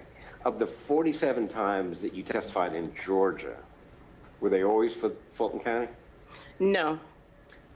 percentage-wise? If we're looking at a percentage, most, I would say maybe 95% Were Fulton County? were Fulton County. All right, so 95% of 47 would be, I don't know, 45, something like that? But also one of those cases was with the defense. Okay. So there was only one occasion where you ever testified for the defense? In Fulton County. Okay. And all the other times you were testifying either for Fulton County or, I don't know, DeKalb, Gwinnett, Cobb, somewhere? Correct? Rephrase. Well, I was just trying to do the arithmetic, but you said 47 times. One time you testified for the defense. The other, whatever, 44 or 45 times you testified for the prosecution. And almost all in Fulton County. Yes. Okay. And so you're being paid now to be an expert instead of being a member of their staff and just coming in and testifying, they meaning the prosecutors. Now you went out on your own and you get to bill for your time, correct? Yes. Okay. And do you bill for all your time or just when you're sitting in the chair? I bill for all my time. Okay. So when we're late starting court in the morning and you have to sit out there, you bill $250 for that too? Yes. Okay. We'll have to remember that, Your Honor. Do you know how much you've been paid, how much you've billed in this case, or how much your hourly has been in this case so far? Not yet. Well, I know you haven't finished yet, but estimate the amount of hours you've put into preparing to testify in this case. I would say estimate of 3 or 4. Okay. And you met with Ms. Hilton, obviously, correct? Yes. She reviewed the questions she was going to ask you. Yes. She reviewed the hypotheticals she was going to ask you. Yes. She told you, I'm going to ask you in particular about isolation, and she said, I'm going to ask you in particular about the family, you know, having custody of the children, right? Yes. Okay. And you told her what your answers were going to be when she asked you those questions, right? Yes. Okay. Did she ask you any questions, I'm curious, in preparing, that you said, no, I'm not going to be able to help you on that? No. Okay. So she would say, I'm going to ask you X and Y and Z and A and B, and you said, yeah, I can help you with all those things. Yes. Okay. I'm going to ask you a few different times and in a few different ways about your knowledge of the facts of this case. Before I do that, I'll probably end just like Ms. Hilton did with that. Your testimony, in essence, is an opinion based on a lot of experience in teaching and meeting with people and reading about the characteristics of abusive relationships, correct? Yes. Okay. You said, I wrote it down, that you can't put abusers in a box. I'm not talking about punishment, I'm talking about, you know, one size fits all doesn't work, does it? Yes. That's correct, right? Yes. Okay, I asked a negative.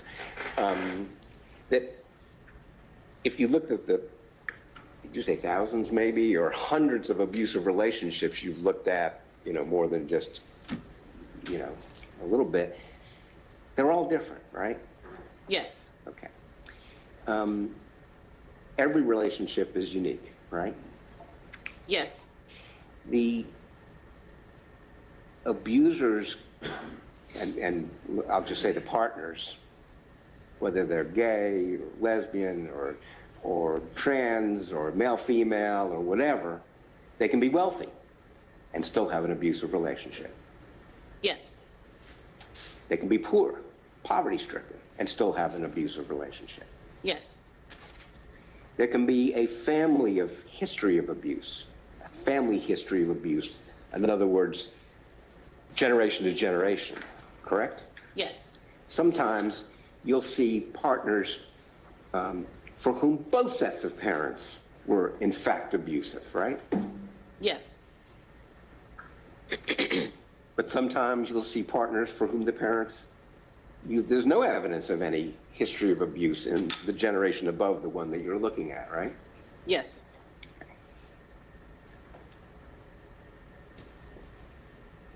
Some parents, again, I'm talking parents of the partners, are abusive to each other, right? Yes. Some parents are abusive to their children, correct? Yes.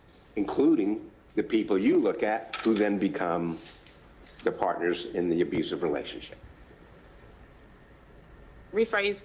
Okay, I've got two generations Yes. here. I got the generation above the partners being, however you want to characterize them, whether man, woman, or whatever, abuser and what was the other word, driver, you said? What was you said instead of victim, we call them? Survivors. Survivor, and so I'm looking at the generation above. Sometimes they're abusive to each other, right? Yes. And both the abuser and the survivor may think of their parents and think, this is normal. This is how I was brought up in my family, and justify it in their head, correct? Yes. And so what I was asking then was, is it sometimes the case that the parents of either the abuser or the survivor are abusive to that person? Yes. So abuse isn't always just limited to same generation, if you will. No. You can be abusive to your children, whether your children are adults or teenagers, or you can be abusive to your grandparents, right? Yes.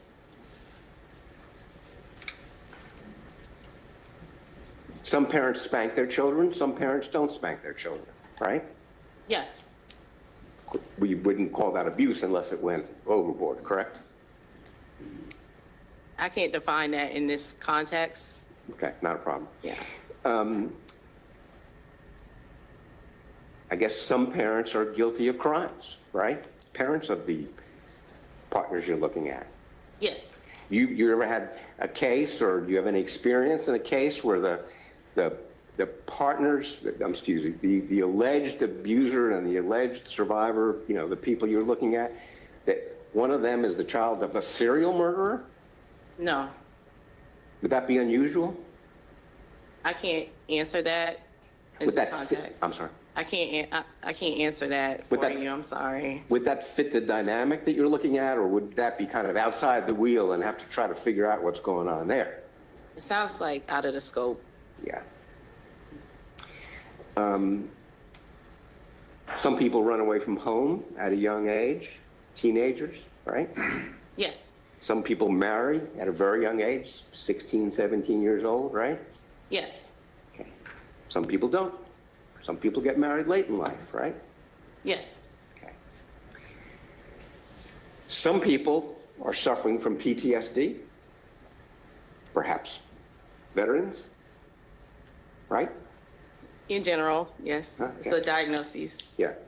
And PTSD can be caused by a variety of things, correct? Not just being in Afghanistan, but maybe from your upbringing, correct?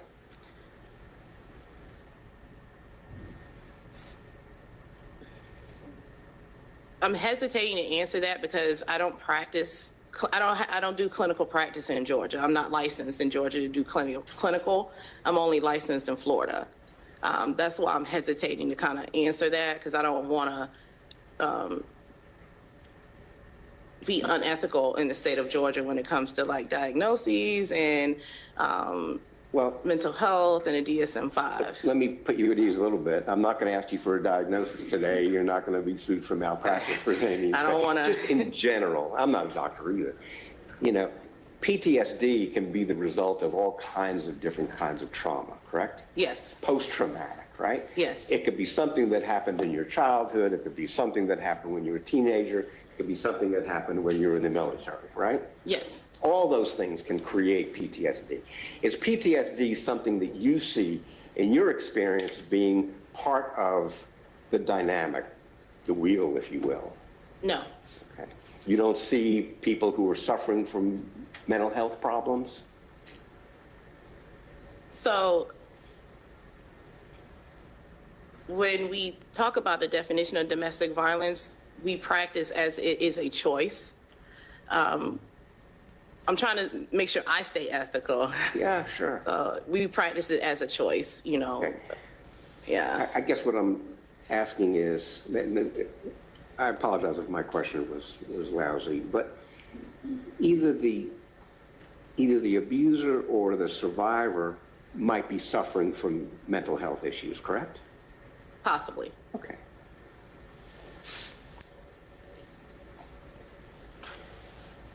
If you look for the root cause of abuse, it might be, for example, infidelity. The root cause, what we study is under the definition is exertion of power and control. Well, that is the abuse. But the cause, if we treat it as something that's caused by something, either you and I, you're at least close to being a doctor. I'm nowhere close to being a doctor. Something causes either the abuse, the person to be the abusive partner and something causes the survivor to be susceptible to being. I'm not asking what abuse is, we'll get to that. I'm asking what causes it. What causes is a choice. There's no diagnosis for domestic violence. There's no root causes of domestic violence. It is one individual making a choice that they believe is right to exert power and control over their partner. Does the age and duration of the relationship have an impact on what would lead to abuse? No, There may be problems with alcohol. yes.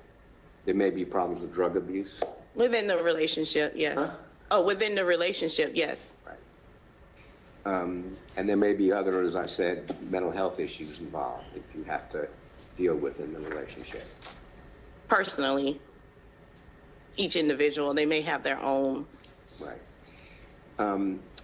You don't believe, and I think you said this to Ms. Hilton, that all abusive relationships are the same either. Yes, they're all, each one is unique. Right. Some may be more physically abusive, some may be more emotionally abusive. Yes, No expert would ever claim that all abusive relationships have the same characteristics or the same causes, correct? correct. Your wheel, for example, that we had on the screen for a while. Remember this? Yes, This is demonstrative exhibit 75. I don't think we need to put it on the screen again, but I bet you've memorized this, haven't you? yes, it's one of my tools, so How often have you used this in court? many times.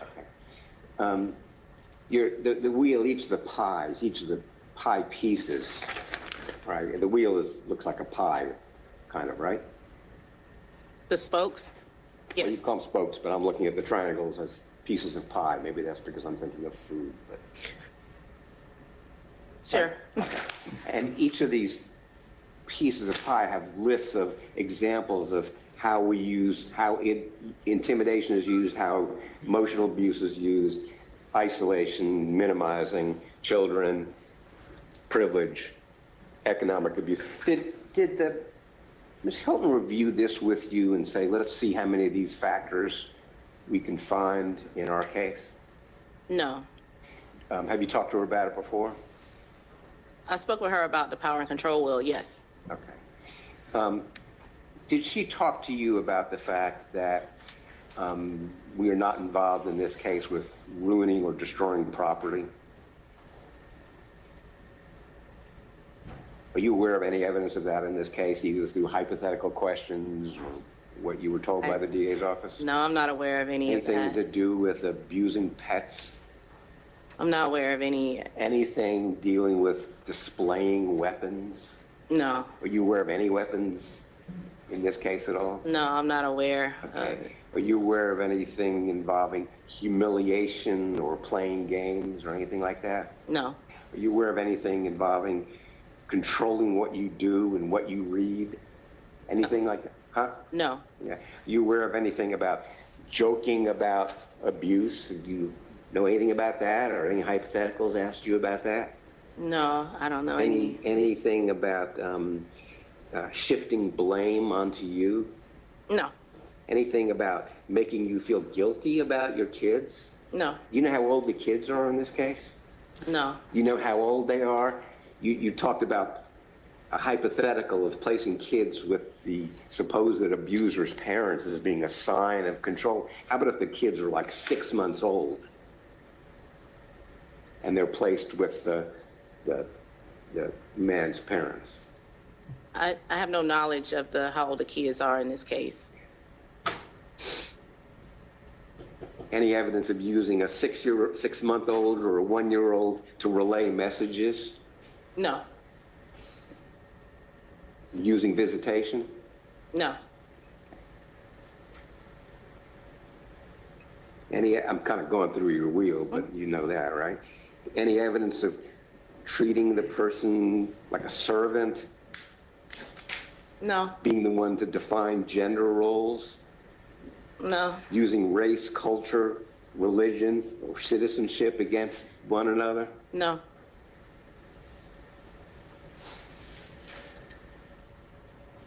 Preventing anybody from getting a job? No. Are you aware that Ms. Wolfenbarger was working at Waffle House? No. I don't know. You were asked about isolation. Would you describe isolation as having an outside job, having friends, having your sister working with you? Is that isolation? Depending on depending on what the domestic violence looks like I said, every relationship is unique. Isolation doesn't fit in a box where it has to be one thing. Right, but if the point of isolation is to prevent you from having, recourse to friends or communities, I think you said committees or whatever it is, you have a sister, you have a job, you have coworkers, that's not isolation, is it? It could be for some relationships. I don't know any examples of that. Okay. I haven't interviewed anyone in this case. Yeah, I mean, the problem with hypotheticals is if you add a few more facts, they get more and more confusing, right? No. Well, I just gave you more facts dealing with isolation. You said, well, I just don't know about that. It wasn't confusing. I said that I haven't interviewed anyone in the case. I just can't speak to that.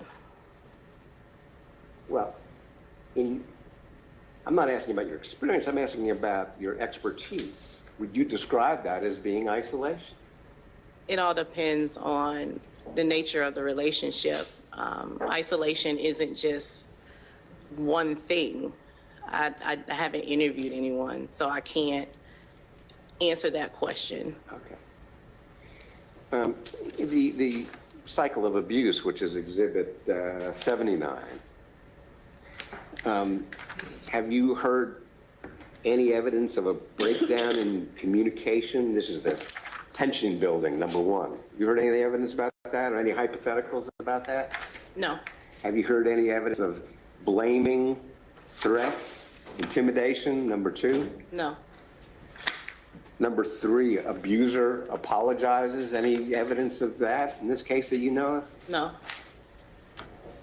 Gives excuses, blames the victim, denies the abuser, anything like that? No. The fourth stage, calm. Any evidence of any of that in this case? I don't have any evidence of this case. I haven't read any police reports. I haven't interviewed anyone. I'm not here for guilt or innocent. I'm just giving the science of what these tools mean and answering the hypotheticals as I'm asked. Would you agree with me that many people who commit the crime of murder are not involved in an abusive relationship? I can't answer that question because I don't know.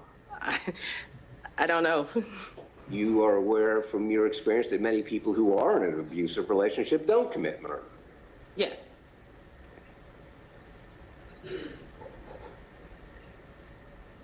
I know you say you know none of the facts in this case, but you know some by virtue of the fact of the hypotheticals that Ms. Hilton said, these are the ones I'm going to use. Do these work? Can we use these, right? So you know from her preparing you that these are going to be the facts of the case. She wouldn't be asking you about something totally irrelevant, would she?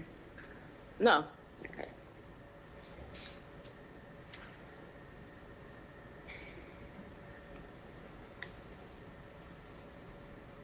Did you tell her to change any of the hypotheticals to No. make them? Oh, Okay. no. Fine, good enough.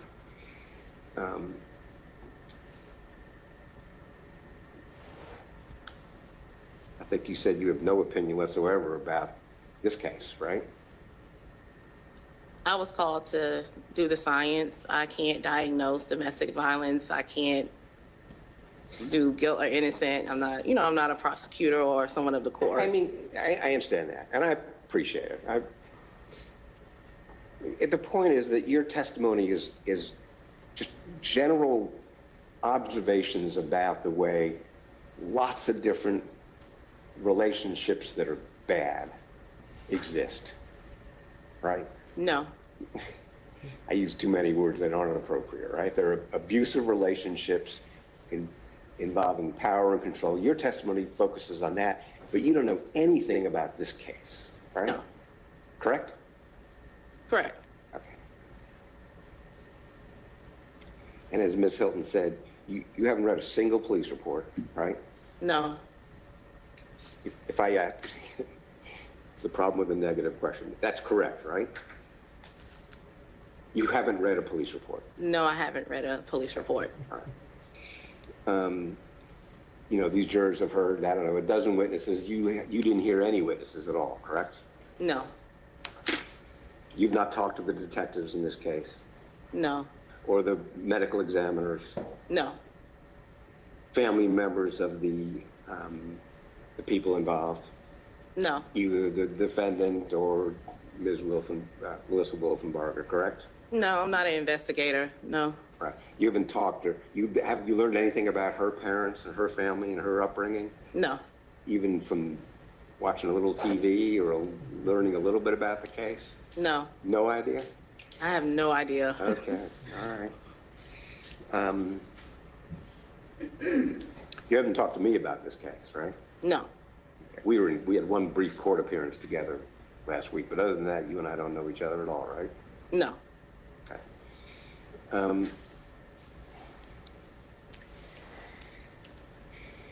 Those are all the questions I had. Ms. Hilton, anything else?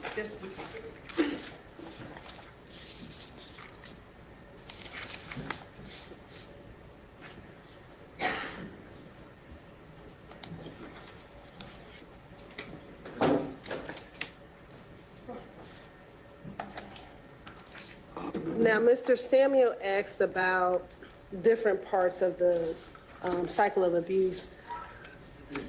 Could arguing be something that occurs in the tension building phase? Yes. Loud arguing, could that be something in the tension building phase? Yes. What about dragging of hair? Could that be something that be in the physical abuse or incident part of the cycle of abuse? Yes. What about dragging someone up the street? Could that be a part of the incident phase of cycle of abuse? Yes. Okay. What about markings on necks consistent with strangulation? Could that be evidence of an incident of Yes. abuse?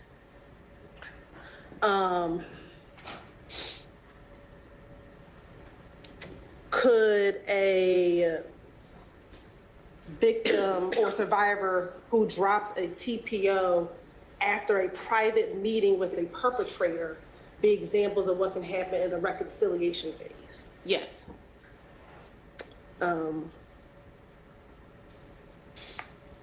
Can a survivor, who after meeting with her abuser privately decides to give full custody and control over her child, something that can happen in the reconciliation phase? Yes. And give full custody of her child to the abuser's mother. Could that be something that happens in the reconciliation phase? Yes.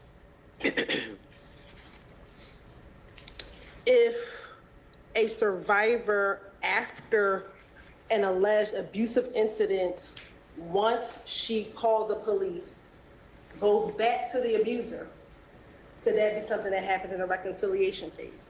Yes. And are those some examples of what you've seen about how the cycle of abuse can occur in a domestic violence relationship? Yes.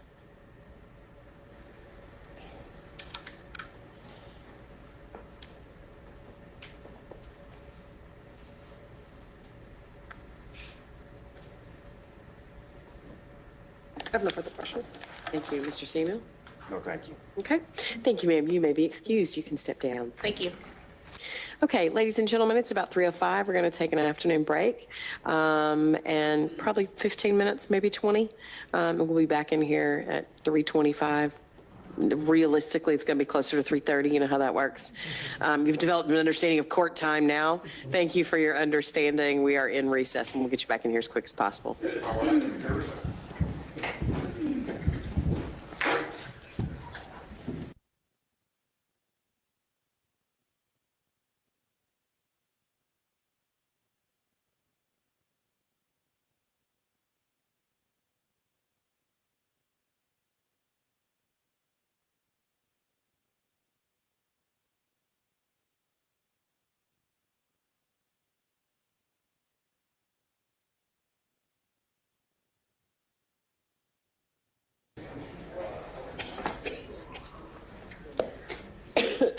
Thank you all. You may be seated.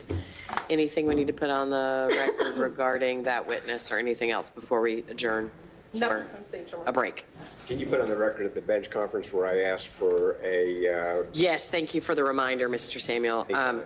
So after the witness, Ms. James, was called, the parties approached, and Mr. Samuel requested a limiting instruction on the basis of 404 regarding other instances that would form the basis of hypotheticals about which Ms. James would be asked.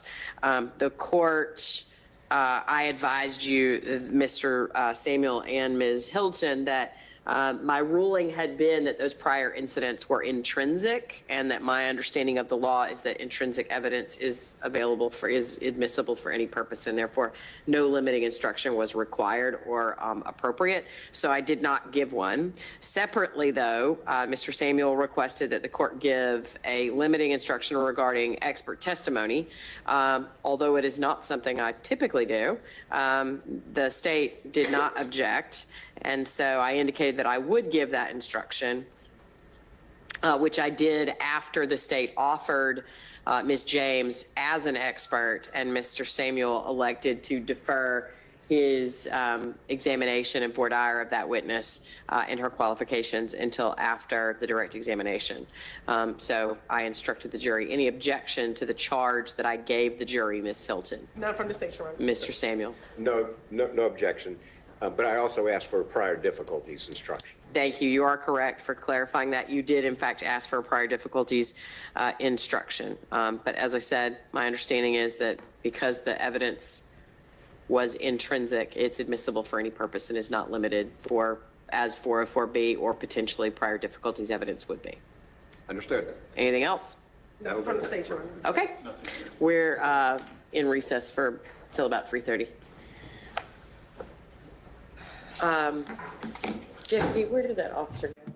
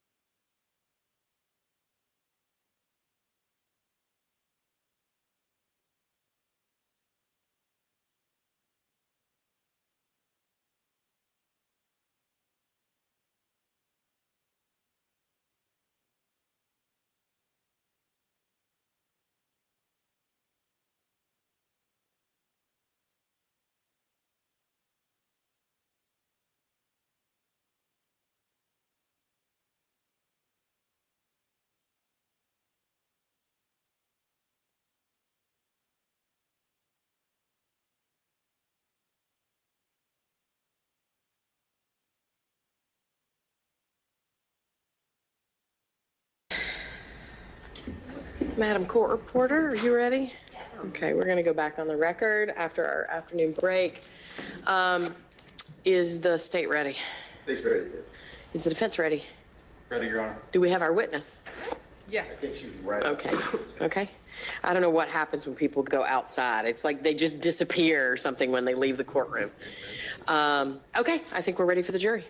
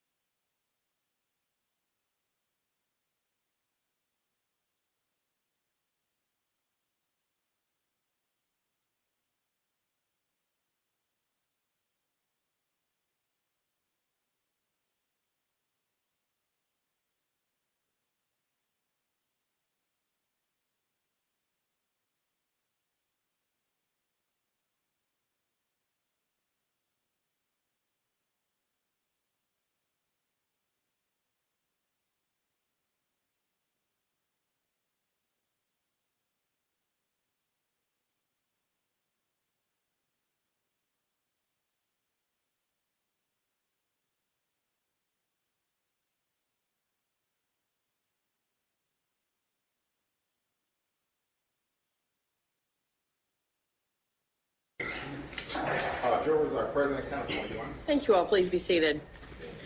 State may call its next witness. Your Honor, the state calls Dr. Carol Terry.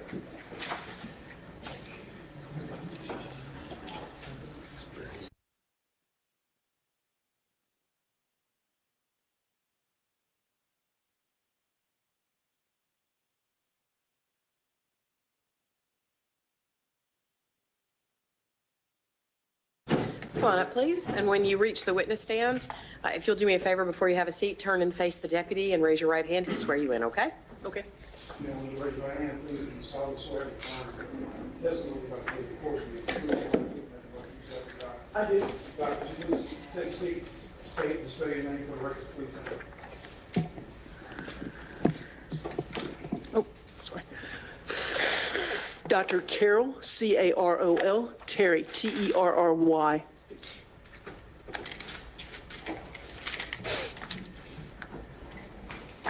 Dr. Terry, good afternoon. Good afternoon. Can you tell the court where you're currently employed?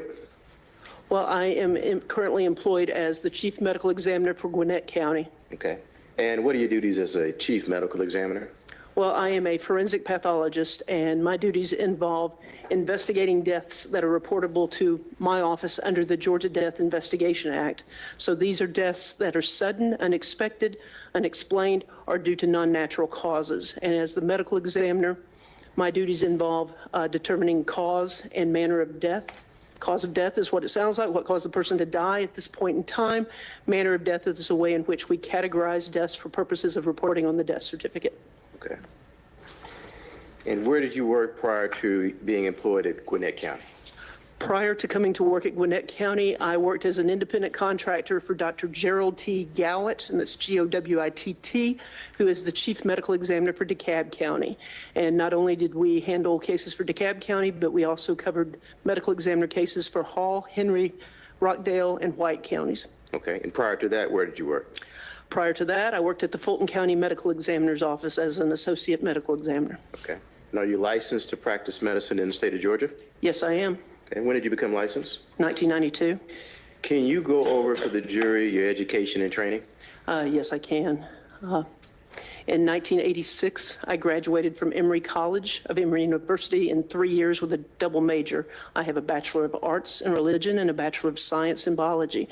From 1986 to 1990, I attended Emory University School of Medicine, where I received my Doctor of Medicine degree. Hang on, I'm so sorry to interrupt you.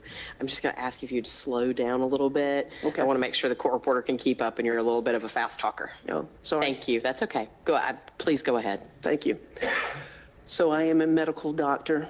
From 1990 to 1995, I did a residency in pathology in the Emory University affiliated hospital system. Pathology, broadly stated, is the study of disease, and my 5-year residency involved a combined program of anatomic and clinical pathology. Anatomic pathology is tissue-based pathology and involves diagnosing disease states from tissues, such as biopsies, organs, or tissues removed from living people, as well as autopsy specimens. Clinical pathology is the laboratory medicine aspect of pathology and involves such areas as chemistry, hematology, microbiology, and blood banking. During the last year of my 5-year residency, I was allowed to work exclusively at the Fulton County Medical Examiner's Office in a subspecialty of pathology, forensic pathology. And forensic pathology is the medical legal investigation of death. So after the completion of my residency in 1995, I did an additional year of study in forensic pathology, also at the Fulton County Medical Examiner's Office.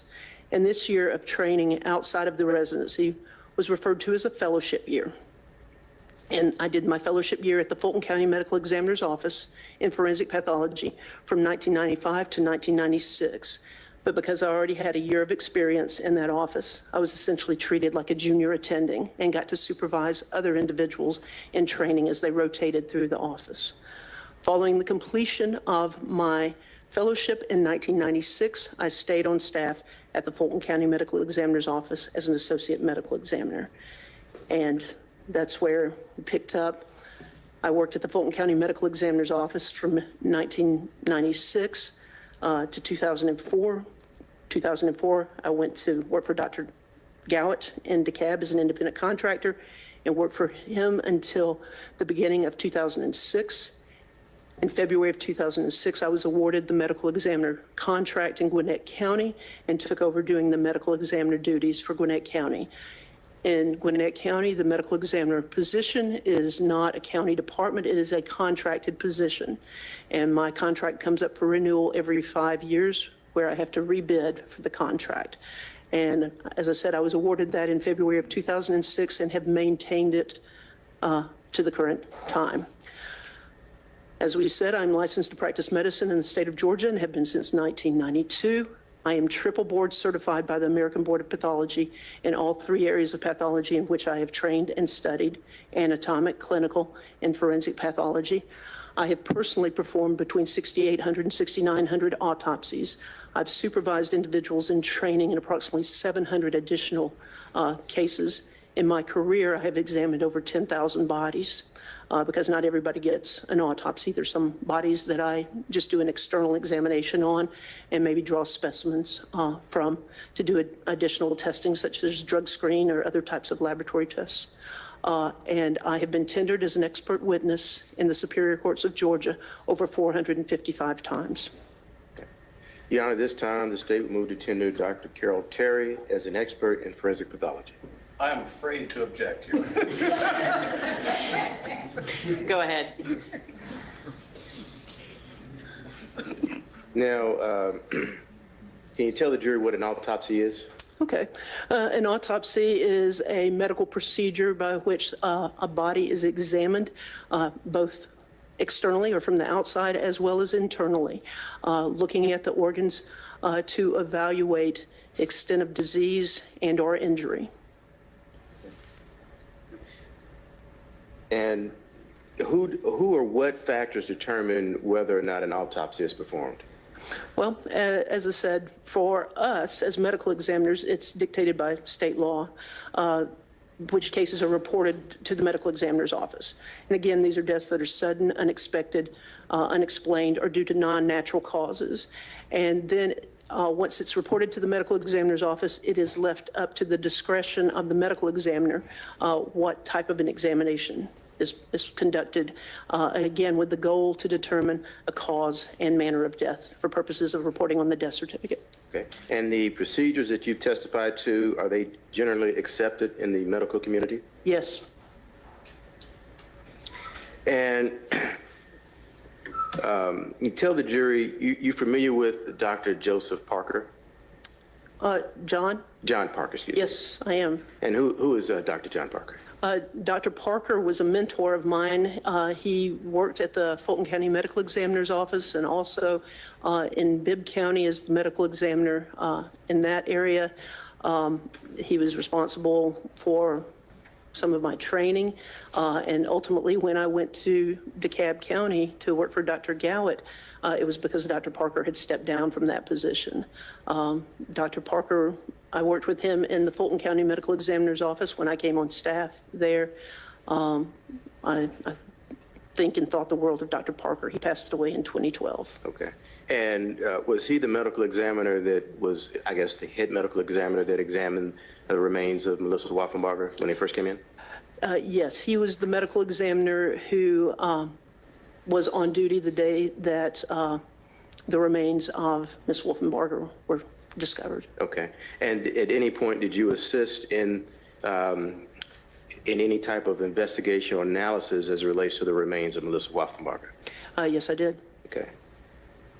And what period of time are we talking about where you would have been involved in any type of analysis regarding those remains?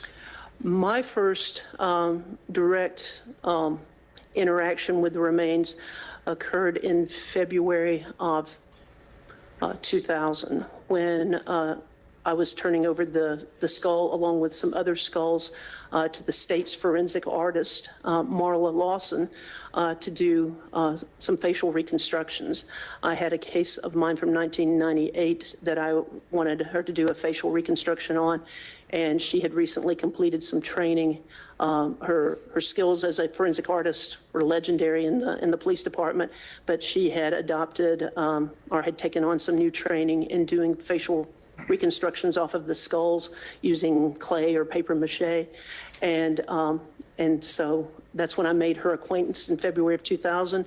She came to my office to get the skull of the case I was handling, but she said, if you have any others that you want reconstructions on, she said, I'll bring a U-Haul if I have to, give me all that you have. And she, was taking on that work, and I had amassed the reports associated with these different cases, as well as investigation summaries, and was turning them over to her. And when she looked at this particular skull, she raised the question of the sex of the skull, because it was indicated to be a white male. And Marla, if you knew her, she was very modest, even though, exquisitely talented, and said, this looks like a female to me. Hearsay. All right. Sustained. All right. Let me ask you this. At that time in Fulton County, were you working with investigator Tina Miller? She was a detective with the Atlanta Police Department, yes. Okay. Did she also assist the Fulton County Medical Examiner's Office with investigations related to missing persons and/or death investigations? Not death investigations, missing persons, and unidentified remains. Okay. Were you aware whether or not Detective Miller went out to that location where Melissa's Wolfenbarger's remains were located at any point during the investigation? Yes, she did. Okay. And you familiar with the location being Avon Avenue in Atlanta, Georgia? Yes, I am. And is that in Fulton County? Yes, it is. Tell the jury what happens when, say, a body or remains come into the medical examiner's office. Well, when the body comes into the medical examiner's office, the medical examiner on duty determines what kind of examination is going to be conducted on the remains. And then depending upon the case, that dictates what is done. Most of the time, the bodies are intact. And again, they may get what's called an external examination, just an outside viewing of the body and drawing of specimens for additional testing, or they may get an autopsy where the body is opened. And there may be a complete autopsy. In Fulton County at that time, we did not do limited dissections. We only did complete autopsies. So if an autopsy is done, it involves opening up the body and examining and removing the brain, as well as the organs of the chest and abdomen and pelvis. And in the course of the examination, specimens are collected for potential additional testing. Again, it depends upon the nature of the case. Okay. And are any observations, or conclusions, are they documented in any form during that process of performing the autopsy? Yes, typically the examinations are documented with written notes and/or dictations that are then converted into a final report. Okay. And is there other forms of documenting the process of the autopsy itself? Yes, also photographs are taken typically in the course of the examination. Okay. At the conclusion of the autopsy, is there a process for reviewing or discussing observations that are made during the autopsy?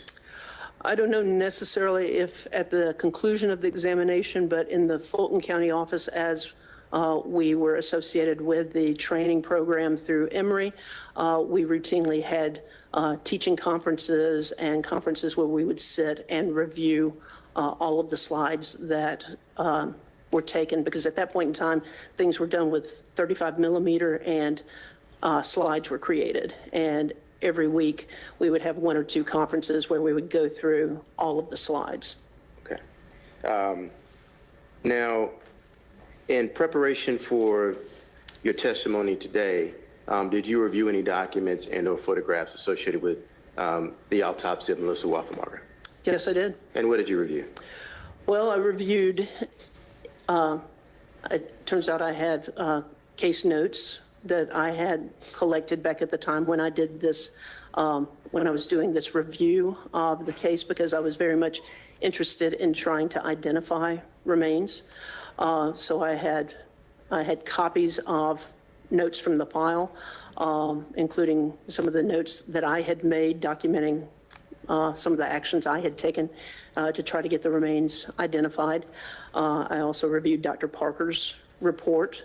I reviewed any investigative reports that were in the file, as well as any photographs that were provided to me, because I did not have actual photographs from the examination. Okay. And at any point during your work that you did associated with this case in particular, did you have an opportunity to either review any of the remains of Melissa Wolfenbarger? And you could describe that for the jury. Yes, I did. And when did you do that? Well, in February of 2000, when I was turning the skull over to Marla, that was my first time that I had an opportunity to look at the skull. Oh, okay. And I looked at the skull. All right. And discuss any other opportunities that you've had to look at the remains of Melissa Wolfenbarger. And after she was identified, I had the opportunity to go and retrieve some of the specimens that had been collected to follow up on requests made by the Atlanta Police Department's Detective Calhoun to submit specimens to the Georgia Bureau of Investigation, specifically for some drug testing.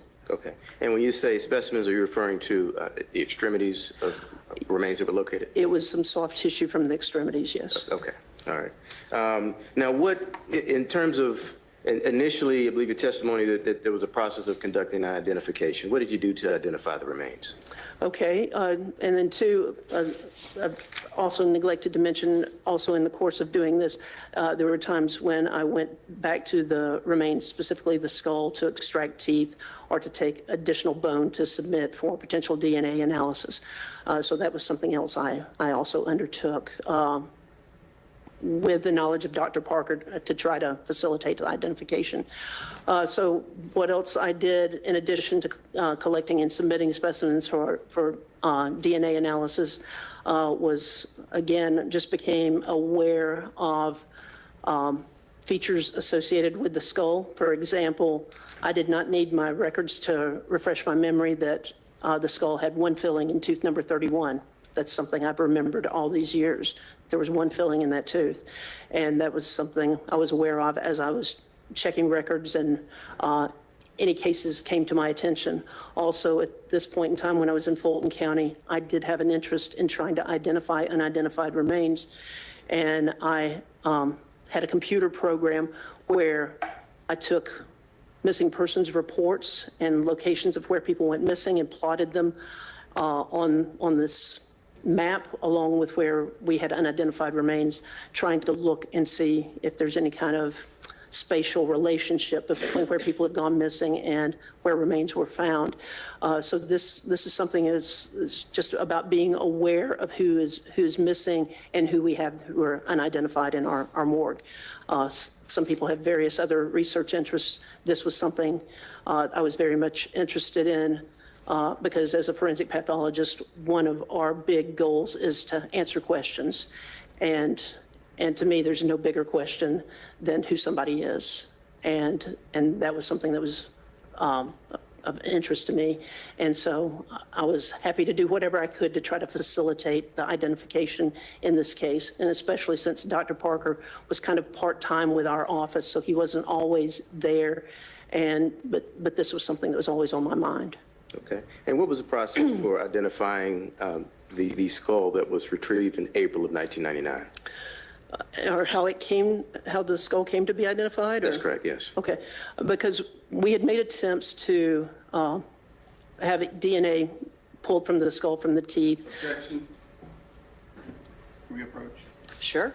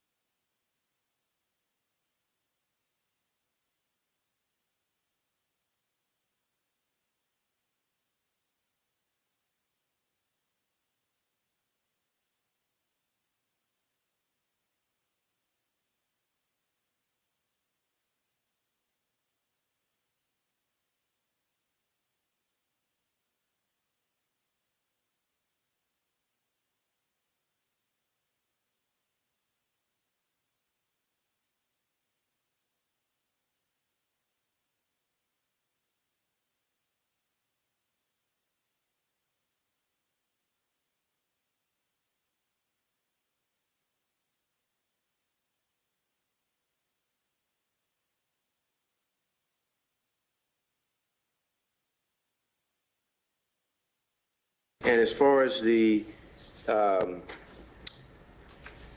was the Fulton County Medical Examiner's Office able to retrieve any records, dental records associated with this case itself?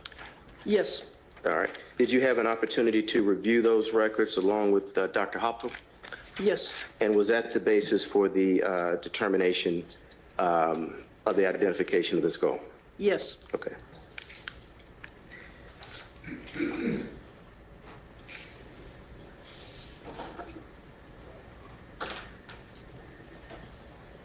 All right. Now, I'm going to hand you.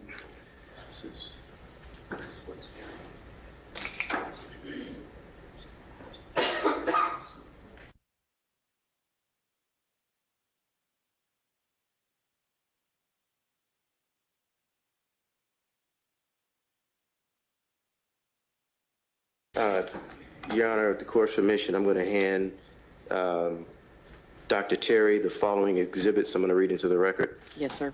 Exhibits 34, 36, Exhibits 40 through 49, Exhibits 51 through 52, Exhibit 54, Exhibit 56 through 57, and Exhibits 60 through 61. All right. Terry, I'm going to hand you. Hang on just one second. Sure. Come here, please.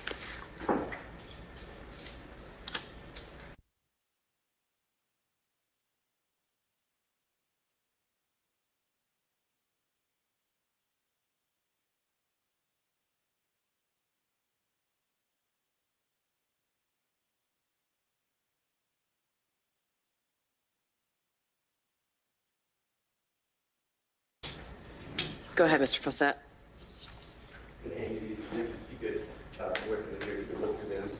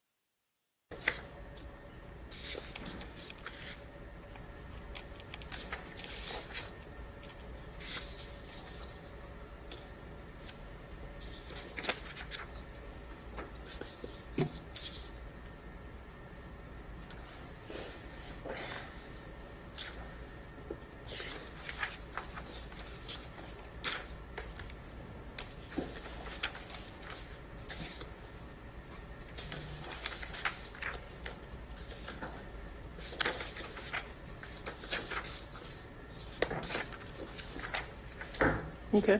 Okay. And after viewing those photographs, do you recognize those images as being associated with the remains of Melissa Wolfenbarger? Yes, I do. Do you recognize those images as being associated with the same remains that you viewed at the Fulton County Medical Examiner's Office in 2000? Well, this doesn't specifically show the skull. Those are the remains I remember actually seeing, but I am certainly familiar with the photographs. Okay. And are they a fair and accurate representation of what you recall observing? Yes. Your Honor, this time the state will move to tender into evidence States Exhibit 34, 36, 40 through 49, 51, 52, 54, 56 through 57, and 60 through 61. Mr. McDermott? No objection. Okay. They are admitted. Now, what was your recollection after reviewing the documents as to when each of the skull and the extremities were located? Well, the skull was located on April 29th of 1999, and the extremities were located June, let me double check here, I can't remember the 2nd or 3rd, also of 1999. So let me find this. June 3rd, 1999. Okay.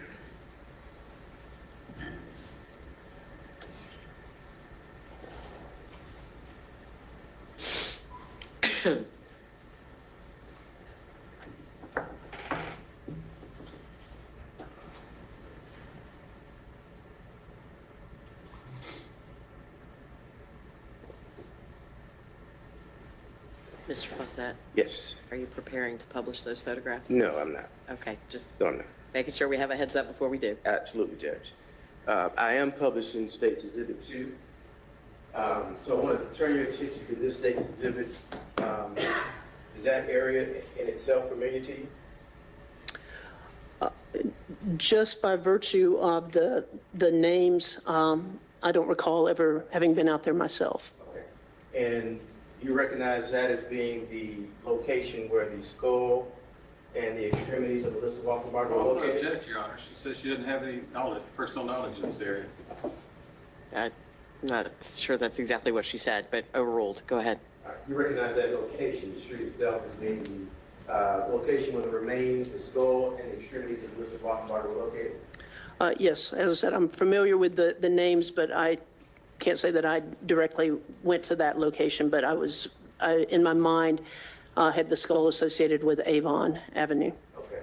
And looking at that photograph, based on your review of your notes and your recollection, the image depicted in State's Exhibit 2, is that generally the close proximity in which the remains, extremities, and the skull are located?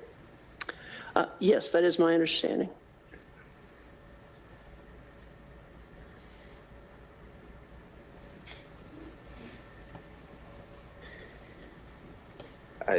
I do plan on publishing photographs at this point, Judge. Okay. So ladies and gentlemen, I told you that I would give you a heads up so you could sort of prepare yourselves that probably the next series of photographs are going to be somewhat graphic. For those of you who are in the gallery, I encourage you, if it's not something that you want to see, to make arrangements so that you don't have to see it. Go ahead, Mr. Fawcett. Yes.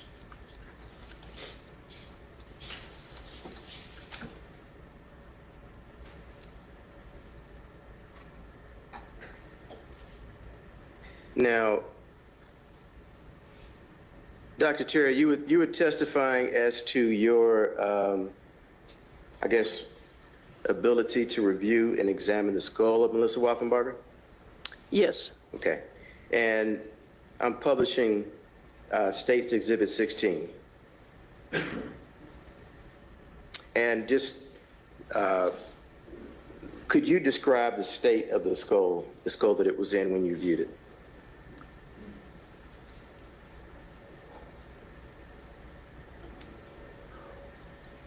All right, in this photograph, this is a decomposing head that was in the roadway. This is the head that I saw the skull from when I mentioned that I was turning the skull over for reconstruction purposes.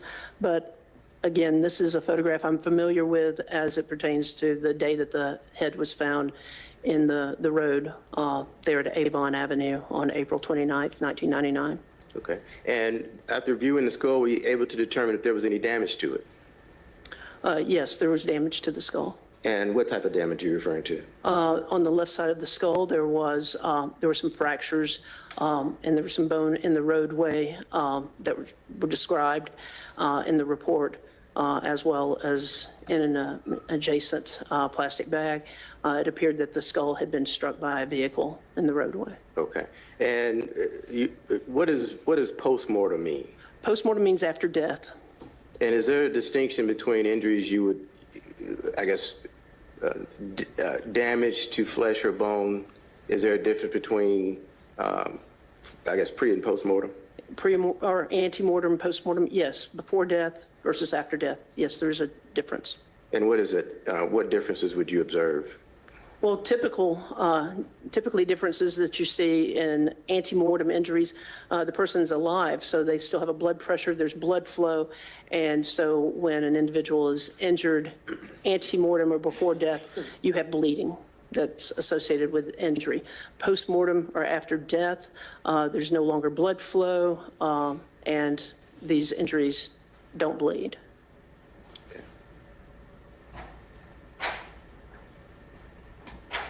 I'm now going to show you what's been admitted at State's Exhibit 36. Can you tell the jury what we're looking at? Okay. Okay, yes, this is one of the vertebrae that was associated with the head that was, or the decomposing head that was found in the road on Avon. And this is one side of this, it's a cervical vertebra, or a bone that's from the neck area. And you can tell because, can I touch the screen? Will You it- can, you can enable that function and you can actually tap on it, and draw on it in colors. Okay, let's see. There's a button, I think it's off to the left on the bottom of the screen. Oh, okay.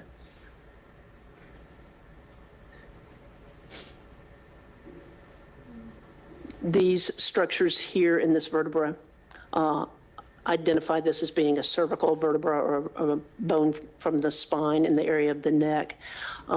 And as we look at surfaces here of the bone, specifically those are articular surfaces where the bone would interface with adjacent vertebrae or bone.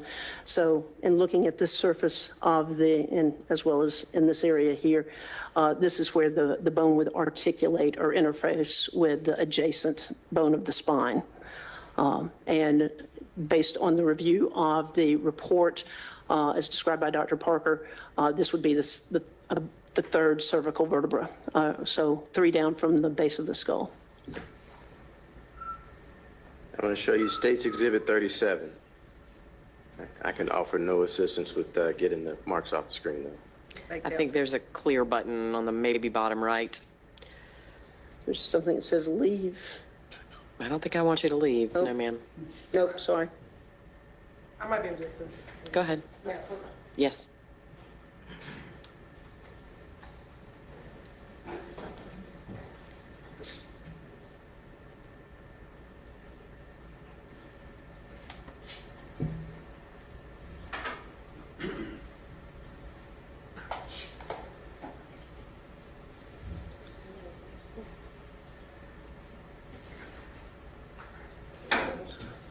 Okay, all right. Okay, so this is the flip surface of that vertebra. And in looking at this surface here, specifically, oops. Can we bring that function back up?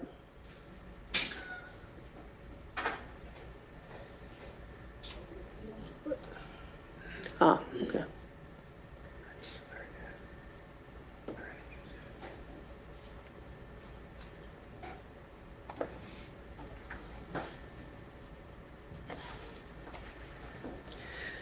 Specifically, these areas all appear to be kind of shaved off to the same level. So, and again, this is the reverse surface of that vertebra. Now, when you are performing autopsies or working at the medical examiner's office, do you often use instruments to assist with that? Yes, I do. And what types of instruments do you use to, say, cut through bone or hard materials while you're working? Typically, I use an oscillating or striker saw where I have a blade that will either spin or go back and forth to cut through bone. Another tool that I commonly use to cut through bone are basically like loppers, kind of garden shear type things used to cut like small tree branches, and we'll use those on ribs to remove the chest plate. Typically, we'll use the striker saw or the oscillating saw to open the head and to take sections of bone.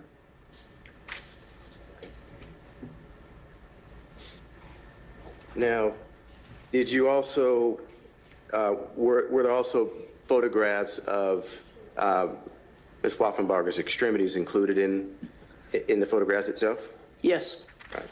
And did those extremities have flesh on them? Yes, they did. Okay. And let me ask you this. Do you recall either through photographs or reports how the condition that the remains were found in? Yes, I mean, they exhibited decomposition and had been dismembered or cut. What about how the remains were stored? There were plastic bags there. For example, with the skull, there was a plastic bag nearby, but the skull was in the roadway. And then the extremities were located in plastic bags. One set of remains, my understanding, was outside of a plastic bag. Okay. And turning your attention back to the skull, and that's Exhibit 16, can you tell the jury, was there any sign of insect activity on the skull itself? Not that I saw in any of the photographs or that I saw described. Okay. Republished in States Exhibit 16. And what does that tell you, the absence of insect activity, maggots, fly larvae on the skull of Melissa Wolfenbarger? Given the condition of the skull, that it was somehow protected from insects getting to it, flies getting to it. So understanding that there was a plastic bag nearby, most likely it had been in that plastic bag soon before it wound up in the roadway, because otherwise flies would have been attracted to it. Okay. So if this skull had been out for a day or a full day, you would expect to find insect activity? Yes, I would expect flies to have gotten to it and have laid eggs on it. What is the impact of it being, say, double tied in a plastic bag? What is that impact on that? Well, again, I don't know about double tied, but at least somehow being protected from insects getting to it. That would keep flies from being able to get to the remains and deposit eggs, and which then turn into maggots. Okay. And does the storing of the remains in a sealed compartment like a plastic bag, does that impact any determination on the timing of death, or does that impact that at all? Yes, I mean, it makes it harder because of the fact that it is, well, first of all, you don't know where it's stored, and it's confined in a plastic bag, which is going to interfere with decomposition and things of that nature. So it's going to make it harder. Okay. And was your indication that the image depicted on State's Exhibit 40, an image of a leg of Melissa Wolfenbarger, was your indication that that was in a protected plastic bag as well? It would just, again, appear to be so, because again, we don't see any insect activity exhibited by this leg. So I would say that it was somewhere where it was protected from insects getting to it. Okay. And you testified that there was some type of, something consistent with the saw on, I guess, the neck, the vertebrae that you testified to. Is that correct? That is correct, and that's based on my observation as well as Dr. Parker's report as well. Again, looking at those surfaces, they appear to have been cut. And were there other extremities or parts of Melissa Wolfenbarger's remains that also appeared to have the same type of saw cutting marks on them? Yes, there were. Okay. I'm going to show you State's Exhibit 41. Can you tell the court what we're looking at? State's Exhibit 41, this appears to be the right lower leg and foot. Okay. And State's Exhibit 42. Is that the plastic bag or a photo of one of the bags that the remains were stored in? Yes, this is a photograph of one of the plastic bags that was associated with the remains. Is that the type of storage vessel that could prevent insects from getting access to the remains inside? Yes, if it's secured. Is that also the type of storage vessel that could make it difficult to determine a time, a PMI? Correct. Time of death? Yeah, postmortem interval, yes. Okay. Is that something that you typically try to make an evaluation, the PMI postmortem interval during your autopsy evaluation? Well, I wouldn't say specifically, but it's something we generally write down descriptions of decompositional changes that can be used to opine as to a postmortem interval.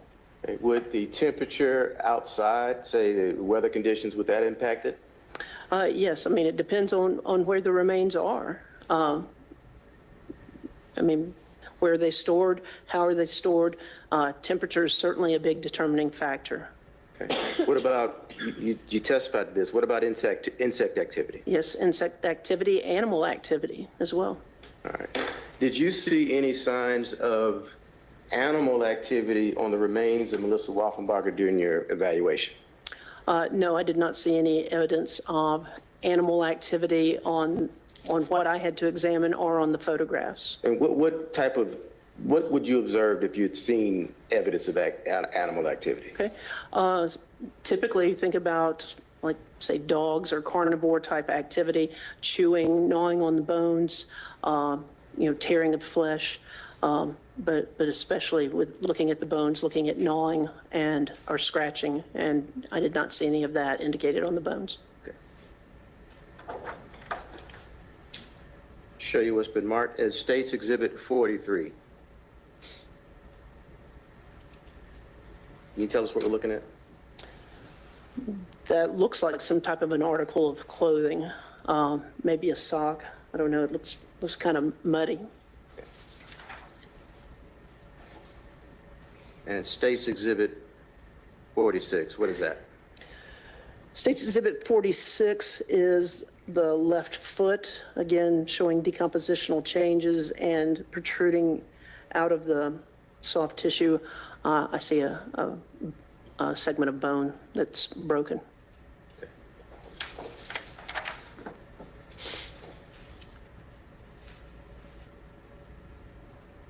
State's Exhibit 47.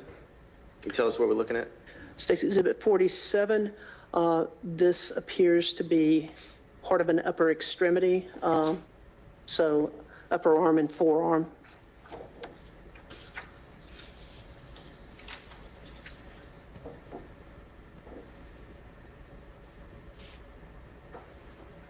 And State's Exhibit 48. State's Exhibit 48, again, this looks like some type of article of clothing, maybe sweatpants that are dirty and appear to be kind of breaking down or degenerating. Okay.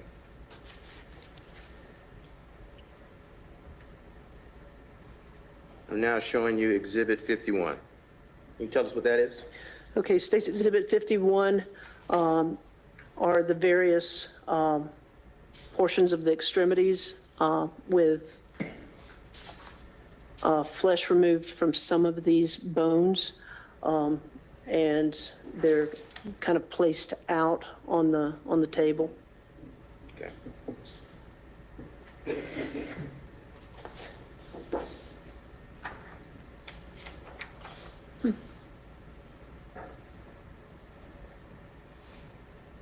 And State's Exhibit 54.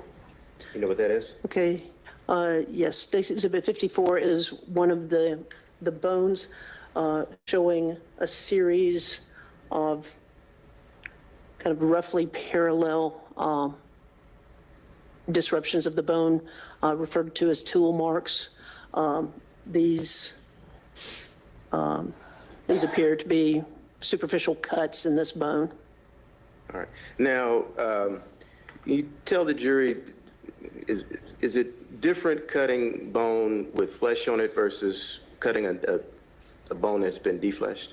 Yes, there is. And what is the distinction, or what differences in those experiences have? Can you tell the jury? Yes, it's harder to cut through bone, specifically with the types of saws that I use when there's flesh on there, because it just doesn't cut well through soft tissue or flesh.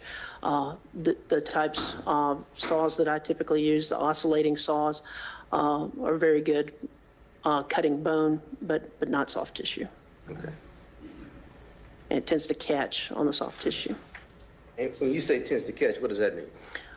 The teeth tend to be somewhat fine, and the tissue gets in there, and it just kind of snags it, and again, makes it hard to control, and difficult to cut.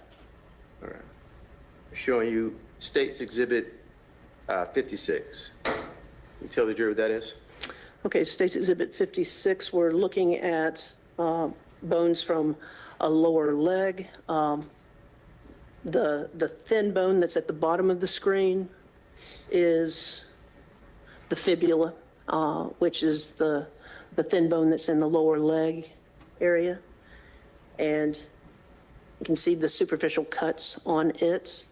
And then the bone above it that looks more irregular, that's the tibia, and it is more broken than cut.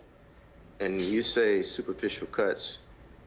Whoops. Are you referring to that portion in the screen depicted now? Yes, I believe that was in the previous exhibit. Okay.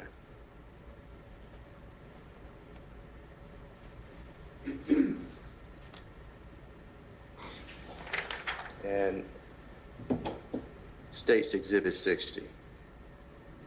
Is that further example or signs of some type of mechanical device coming in contact with the bone of Melissa Wolfenbarger? Yes, it is. That's an end of a bone that has been cut. Okay. All right. Now, Dr. Terry,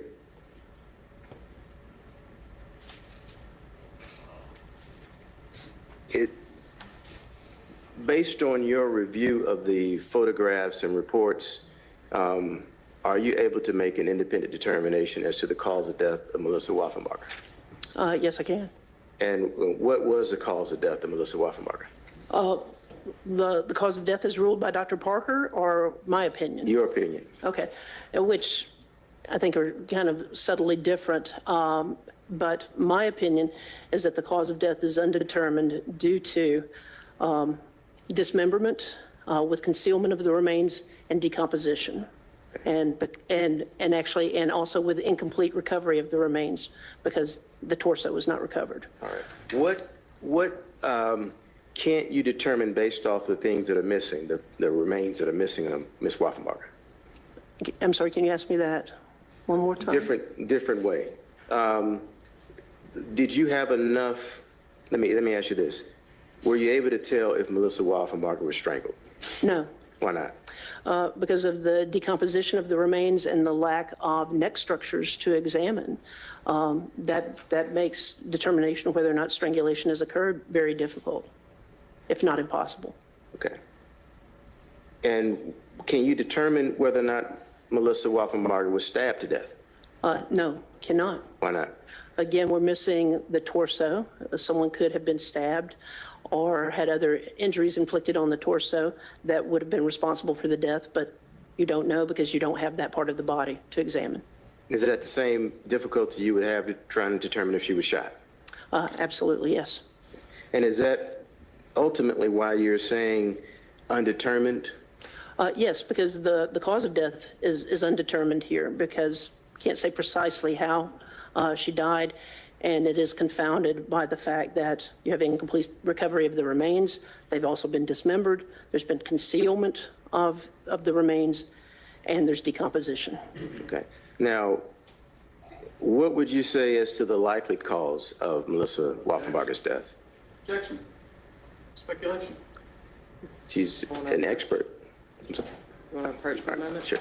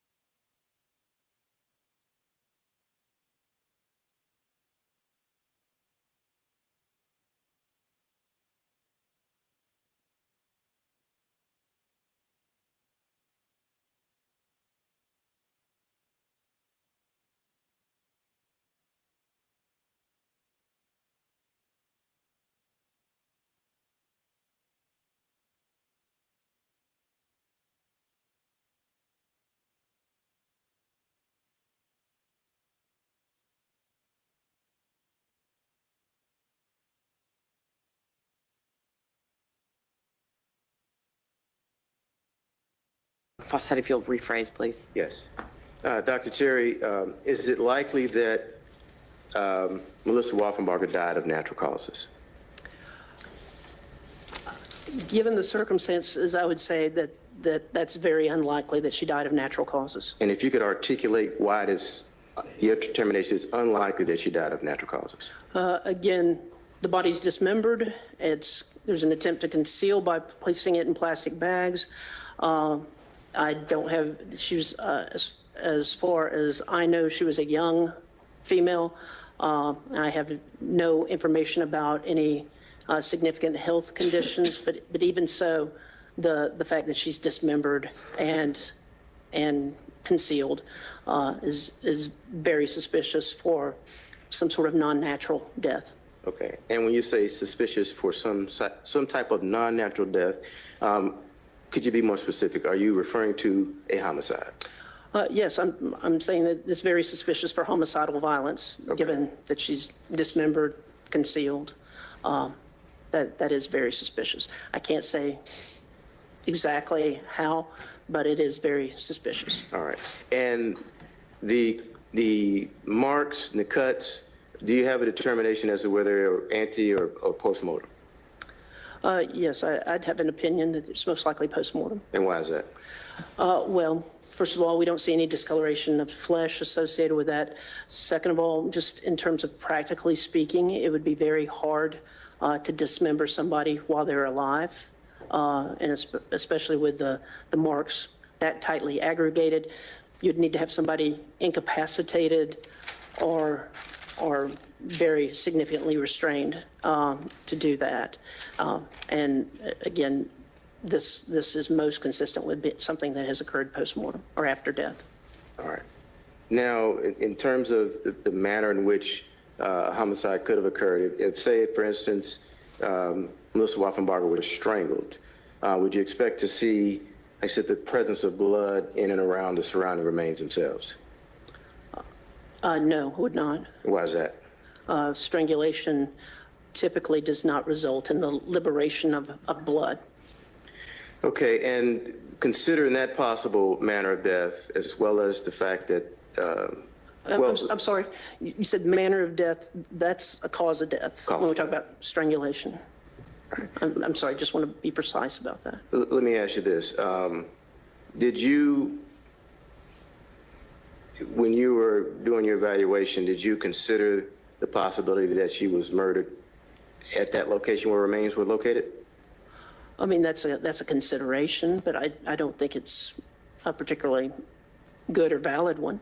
Okay. So your I guess your consideration during the autopsy was that the remains may have been placed there. She may have been murdered somewhere else. Yes, if she were murdered, it was most likely somewhere else. And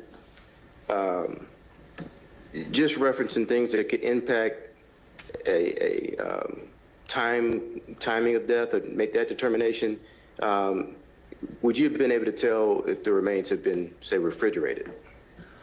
Not necessarily, no. I mean, but again, she's been dismembered and she's in plastic bags. The remains could have been anywhere. And if it had been, say, the remains were refrigerated, how would that have impacted a time of death determination? That would slow down decomposition, much like if you take any meat and put it in your refrigerator. The refrigerator versus the freezer, it will slow how it degrades. Okay. One moment, Judge. Sure.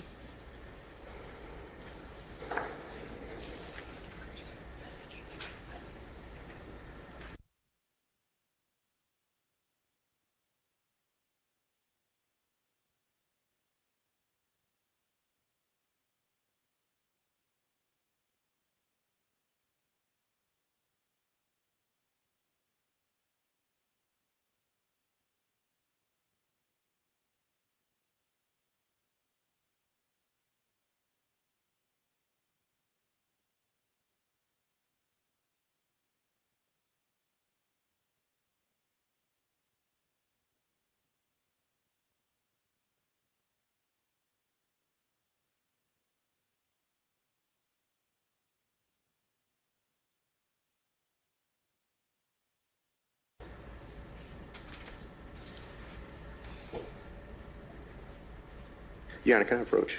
Sure.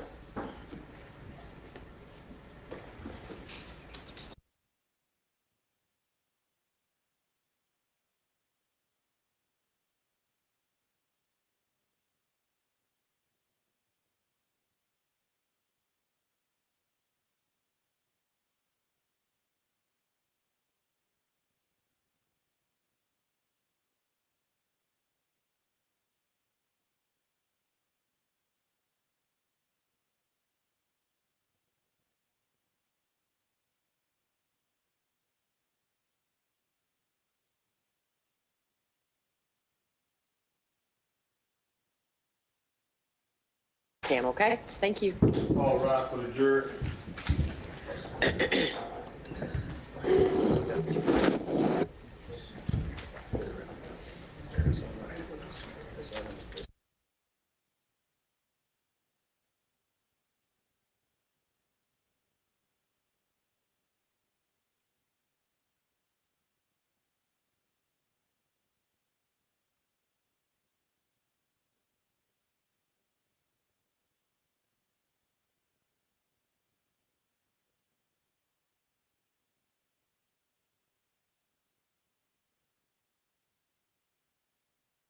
Doctor, if you would step outside for just a few minutes, thank you.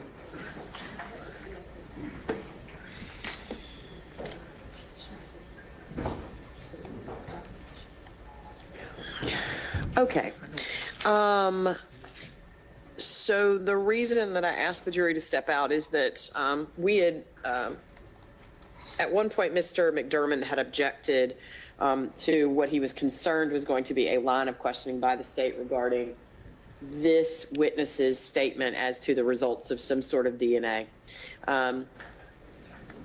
I indicated that for now we were going to stay away from that topic with this witness based on the discussions that we had at the bench. And the reason that we are now revisiting that issue is that Mr. Fawcett approached and asked the court to sort of revisit that ruling, and I felt like we needed to have a more fulsome conversation on the record on that topic so that I could rule, and so that's what we're doing now. Mr. McDermott, you were the one who originally asserted that it would be improper for the expert to for Dr. Terry to make those statements. And you were citing the Williams case, which I found. I think you also cited a Watkins case, which I was not able to locate. I mean, I found, that doesn't mean it, I mean, I just can't find it. I found Disharoon, which obviously where I think Namias is indicating that's an issue that's before the Supreme Court, but. You said Williams, but the case I cited was Smith v. Arizona. I apologize. I thought you said the Williams case out of the U.S. Supreme Court and the Watkins case out of the Georgia Supreme Court. Smith v. Arizona out of the U.S. Supreme Court.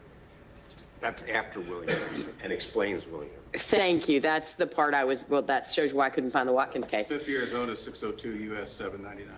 602 U.S. 799. And what is the? 779. And what is the Georgia case? Watkins is 320 Georgia 862.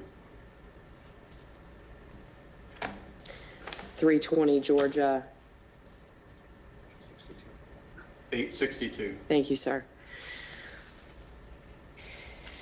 If you'll give me just a second to pull that up, and then Mr. Fawcett, I was going to call on you to let me know what the state's position is. If you read Watkins, you can start at 872, paragraph head note 16. The middle of that paragraph explains it in 2 sentences. Yeah, so, I'm sorry, 320. Georgia 862. Looking at around 872. So can you give me that site again? Because I thought you said 320 Georgia 860, but that's not. 862. Thank you.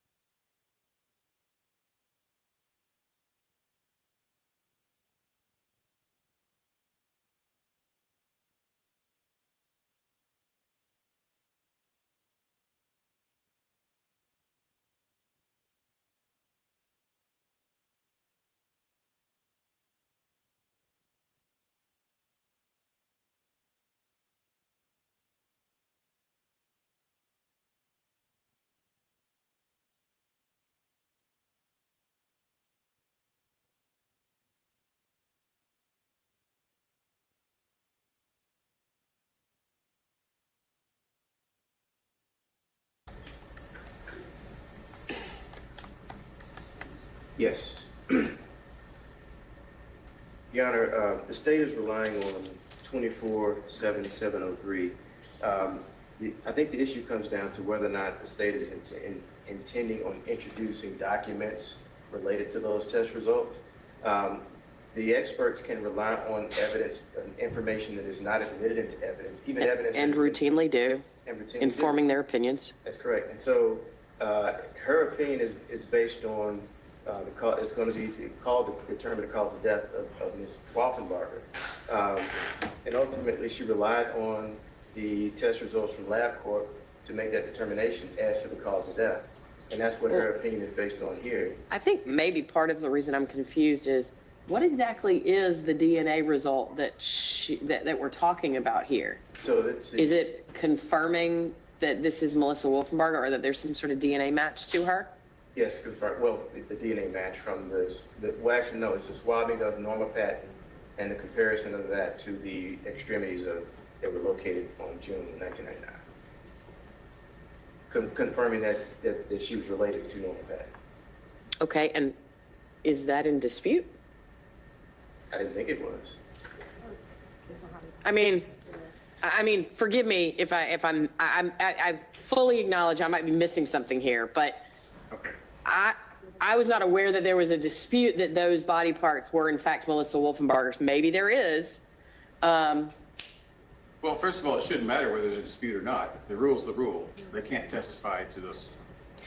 Well, except that I don't have Second to of all- venture into deciding what the rule is and how it applies in this case if it's not relevant evidence. That's why I'm asking the question. But yes. There are test results in the back and forth discussion over identifying those remains that in some cases they did not match. So I don't think it is a 100% proven conclusion that all of those remains pertain to Melissa Wolfenbarger. Okay. Well, I guess that demonstrates that I did miss something. There apparently is a dispute that all of those body parts belong to Melissa Wolfenbarger. And again, asking the obvious, Mr. Fawcett, why would whether those body parts belong to Melissa Wolfenbarger or not be evidence of the fact that that her manner of death was homicide? I guess I'm not understanding the question. So I don't understand the DA to be offering, I guess the evidence that you're seeking to offer that this witness would testify about is the fact that she understood from the DNA result that those were Melissa Wolfenbarger's body parts. Correct, yes. Some of them anyway, according to Mr. McDermott's characterization of whatever that shows. Why does that contribute to the ME's understanding of whether the death was accidental, homicidal, suicidal, or undetermined? Well, I mean, I think she wouldn't be performing a cause of death determination if the remains weren't first determined to belong to the same person that the skull did. And I think the skull is being compared with the extremities.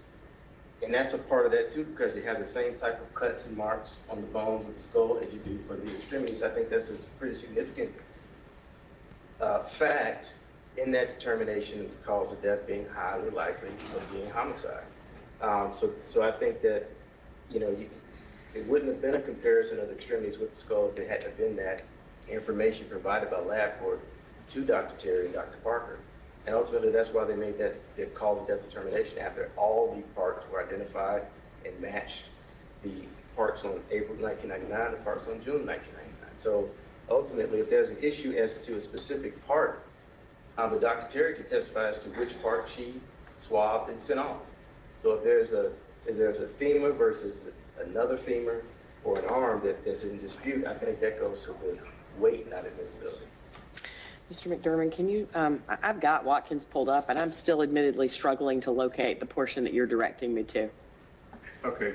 One part of the case that we were successful in. Yeah. Congratulations, I'd love to read it, but I can't find it. So first of all, that's the state case. There's also the Supreme Court case that it's Watkins is citing. But if you go to 872. You said, I think you directed me to a head note and I can navigate it more quickly from there. So head note 16. Thank you, sir. And that'll take you to a paragraph that begins with the word second. Second, the trial court clearly and obviously erred. I have found it now. Thank you very much. The beginning of that paragraph says to begin the Sixth Amendment's confrontation clause.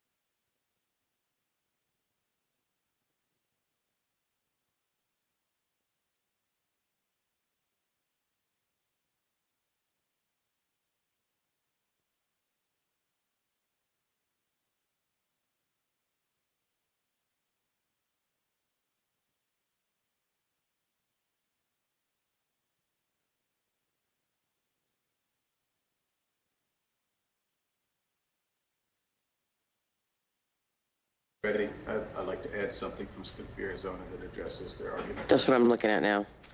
Well, Smith addresses Rule 703 and its relation to this analysis. If you go, well, it's in section 2 under head note 9, but you got to go down to the next paragraph.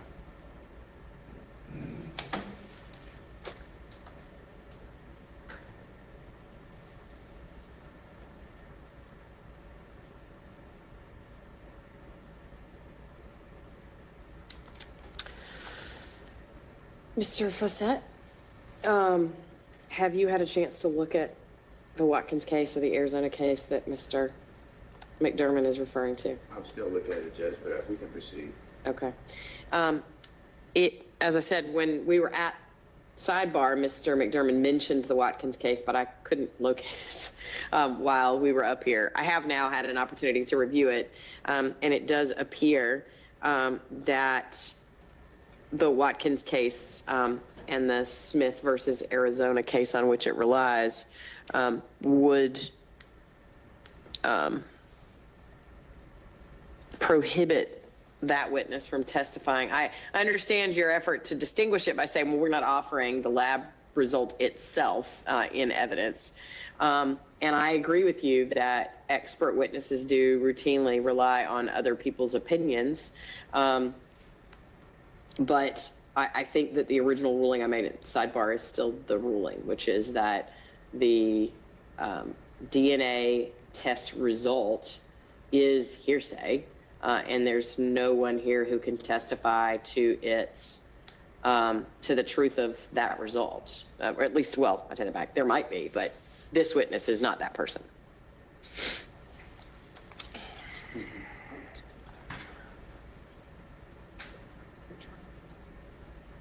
All right, Your Honor, I would ask for permission to inquire to Dr. Terry whether she collected a sample from Norma Patton, what she did with that sample, and then what she did after the sample returned.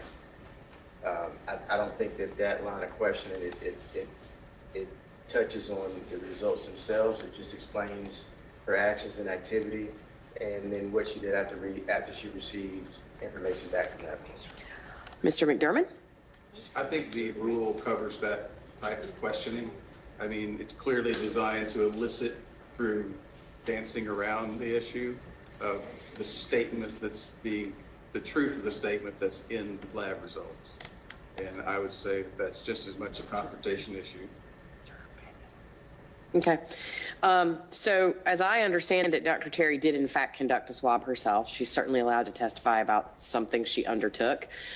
She's also allowed to say that she sent it off for testing because that's something she also did. The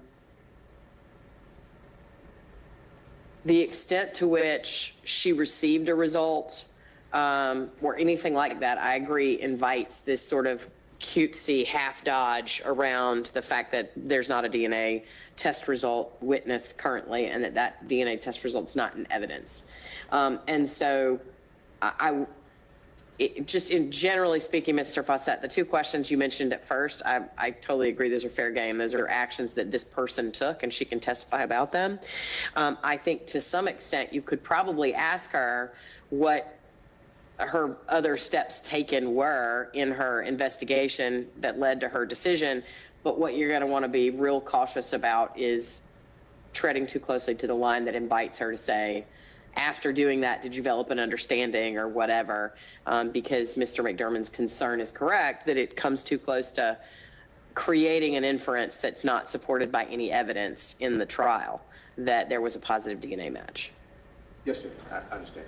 Mr. McDermott, you can object when he asks the question if you have an objection to the particular question, if you find it objectionable in some manner, other than the record that you've already made. Anything else before we have the jury back in?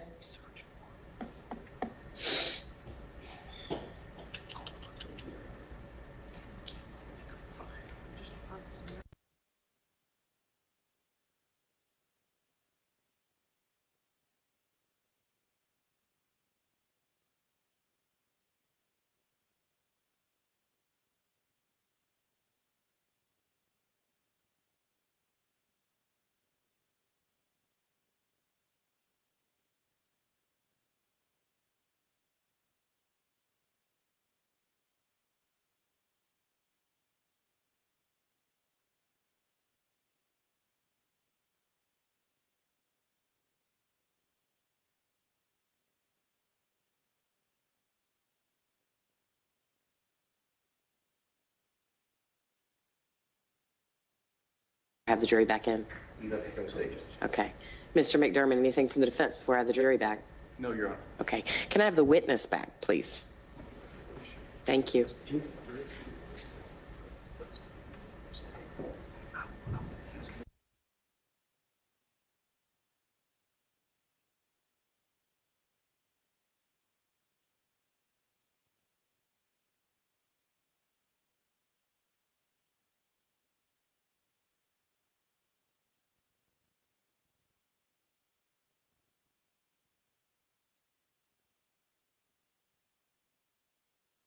And we'll have the jury back in. Thank you.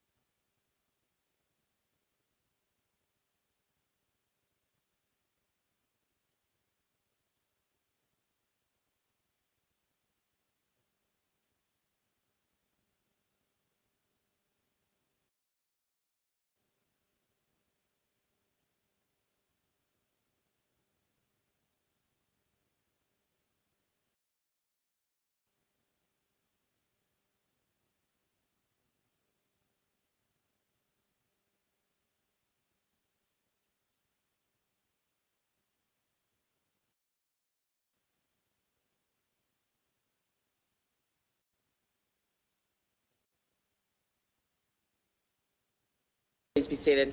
Mr. Funk, you may resume your examination. Now, Dr. Terry, did you ever meet with Norma Patton? Yes, I did. And you recall around what time period that would have been? I think it was March 19 of 2003. Okay. And are you familiar with the process of collecting swabs or samples from individuals? Yes. And can you tell the jury whether you did that at the time you met with Ms. Patton? Yes, I did. And are you familiar with collecting samples from other items that you intend to have compared? Yes, And did you do that in this case? yes. And in particular, did you swap the extremities of Melissa Wolfenbarger that were located in this case? No, the extremities were not swabbed. Okay, what other item, piece or body part was compared? I'd actually have to check the record to see, but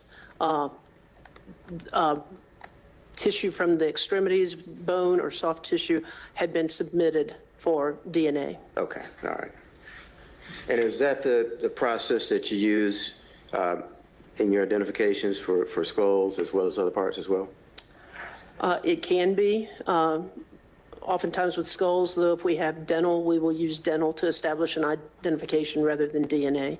Okay.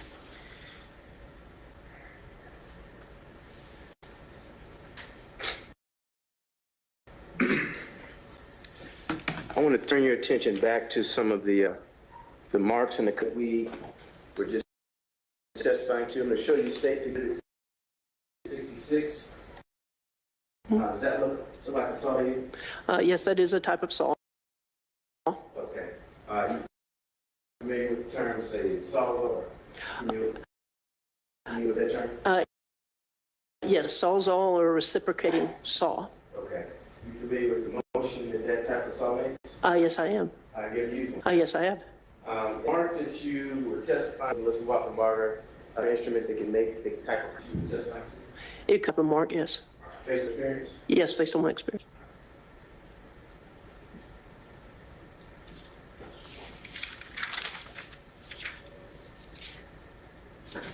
That's all I have, Judge. Thank you. Mr. McGurman, questions for this witness? Yes, ma'am.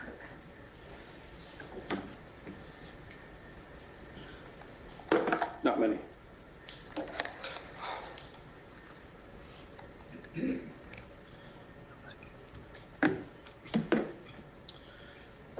Hello, Dr. Terry. Hello. You remember me? Yes, I do. We met just a couple of weeks ago, I believe it was, or? Yes, we did. Okay. And that was at your office? That is correct. We discussed several aspects about the case. Yes, we did. Okay.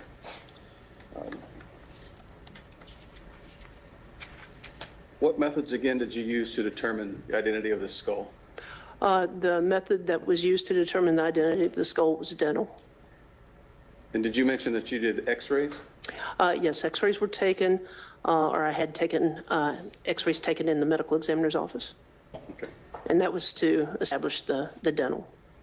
And when you establish the identity through methods such as that, is it important to keep records? Yes, it is. Okay. And do you normally keep records when you do something like that? Yes, records are kept in the medical examiner's office. And did you preserve the x-rays in this case? The x-rays should be preserved at the medical examiner's office, the Fulton County Medical Examiner's office, yes. And are you aware that no medical or no x-rays exist in this case currently? I'm not aware of that, but there have been changes in the regimes over the years, and at that point in time, there was the hard copy x-rays, and we kept those x-rays there. Now, I have not worked in that office since 2004, so I don't know, but they were there at the time I left the office. And now so many things are digital, but those x-rays were there at the time I left the office. Whose responsibility was it to preserve the x-rays? It's, like I said, they're there in the office. They were maintained in the office, so I would imagine it'd be the records custodian for the Fulton County Medical Examiner's office. When you did the dental comparison based on the dental charts, not the x-rays, but the Correct. charts, do you remember the x-rays that were given to you to start the comparison? Yes, there were bite wing x-rays. I'm sorry. I said x-rays. I meant dental charts. Oh, the dental chart, I have documented in my note that there is one page of dental charts. Okay. And do you remember where that came from? It came from Detective Stott, S-T-O-T, from the Henry County Police Department. And you remember the dentist? I do not recall the dentist. I wouldn't expect you to know his actual name. Do I you remember what date that dental record was from? It was from 1991. 1981. Melissa would have been 13 years old at that time? I do not recall her date of birth. Okay. If well,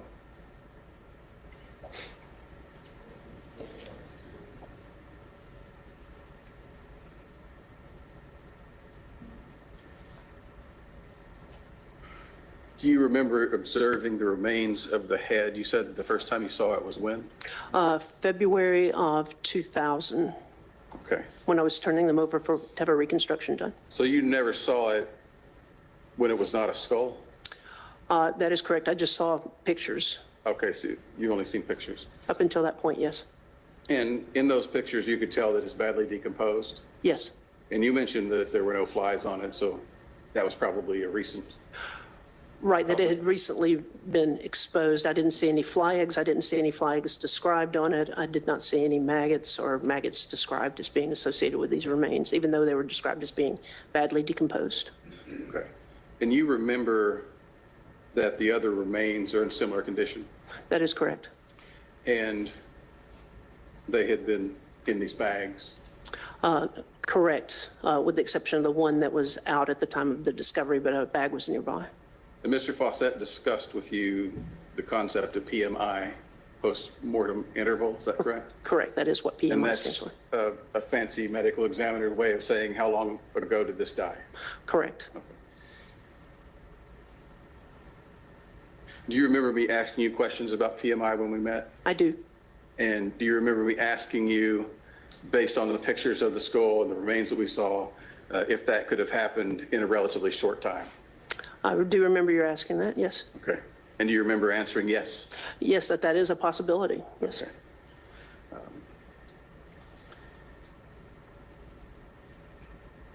Do you remember me asking you specifically, would it have been conceivable to have gotten in that condition within 30 days? I do remember you asking that, yes. And your answer was yeah. Yes, that's possible, yes. Well, you didn't say just that's possible. Oh, okay, well. You said enthusiastically, yeah. Well, I mean, again, it's possible. I wasn't having the conversation transcribed, you were recording it, but yes, it is possible. But there are a lot of variability or variables that go into how quickly something decomposes. Okay. And we discussed those when we met, right? That they were in bags. Yes, we did. Those bags could have been exposed to sunlight.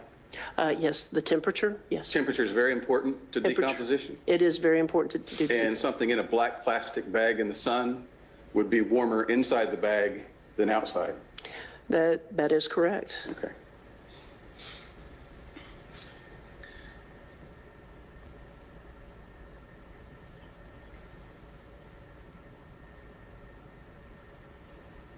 I think I also mentioned, we don't know where the plastic bags have been, too. They could be Well, stored somewhere. it's fair to say, I'm sorry, did I stop your answer? Oh, no, I was just going to say, there's just so many variables, it's difficult to say. Yeah, that's my point to ask. When you normally do post-mortem interval on remains that are found, it's usually an intact person. That is correct. And all those variables, you can calculate to some accuracy how long it's been. Yes, some of those, we can, we have some knowledge of, yes. But when a body has been dismembered, as in this case, Dismembered, placed in plastic bags, potentially concealed, yes. pretty much all that calculation goes out the window. Correct. There are just too many variables there to say what the postmortem interval is. And I think you said to me, so it's like, could you say it's been days or weeks? Probably something like that. Correct. Okay. It could be days, weeks, months, yes. Thanks, all the questions I have, Your Honor. Thank you, Mr. Fawcett. Any additional questions for this witness? Now, you were talking about the different variables. Can you say, based off of the information you have, the photographs and the circumstances, that the remains were found when Melissa Wolfenbarger died? Can you say that? I'm sorry, can I say? Can you estimate a time of death? Oh, no, I cannot estimate a time of death, no. All right. And in terms of the variables that you were speaking with, would say the tying up of the remains in a bag and dropping them off at that location, Can you say that they weren't there or that she didn't die in December, for instance, of 98? Can you say that? No, I cannot. And what type of variables prevent you from making that determination? Again, she's been dismembered, placed in plastic bags. I don't know where these bags have been stored or for how long have they been at the location where they were when they were discovered. Just because they were discovered there doesn't mean that they've been stored there for a period of time. I don't know where they've been between the time of her death and when they're discovered. And I don't know when the time of her death actually occurred. So I don't know. Okay, that's all I have, Judge. Thank you, Mr. McDermott. Anything else? Nothing further from the defense. Thank you so much, Doctor. You may step down. Thank you, Your Honor. Counsel, can y'all approach?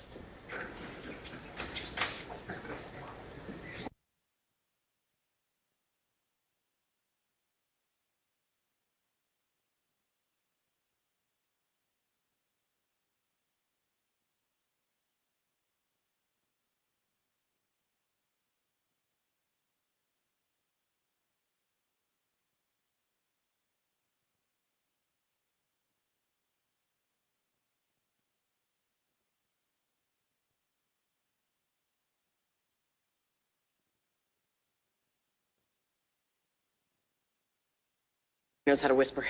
And I'm including myself in that statement. Thank you, ladies and gentlemen. So it is about 5:15. We are going to adjourn for the day. I'm going to direct you a couple things just as I have each day. One, I need you to return tomorrow morning at 10:30. Tomorrow morning again, 10:30 a.m. We will begin then. And then I will just advise you, as I have each day, that your decision in this case is supposed to be made only based on the evidence that you hear in this case, in this courtroom, and not based on anything else. And so it would not be proper for you to do any independent research. Don't drive by anywhere. Don't look anything up. Don't look anybody up. It also would be proper for you to anyone about this case, or to allow anyone to talk to you about this case, and that includes amongst yourselves, until I instruct you to actually begin deliberating. And then the last thing, again, in case there is media about this case, I'm just instructing you to please avoid media.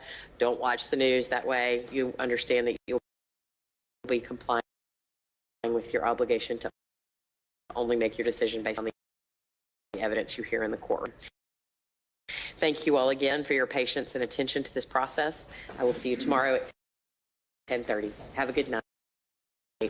All right, for the jury.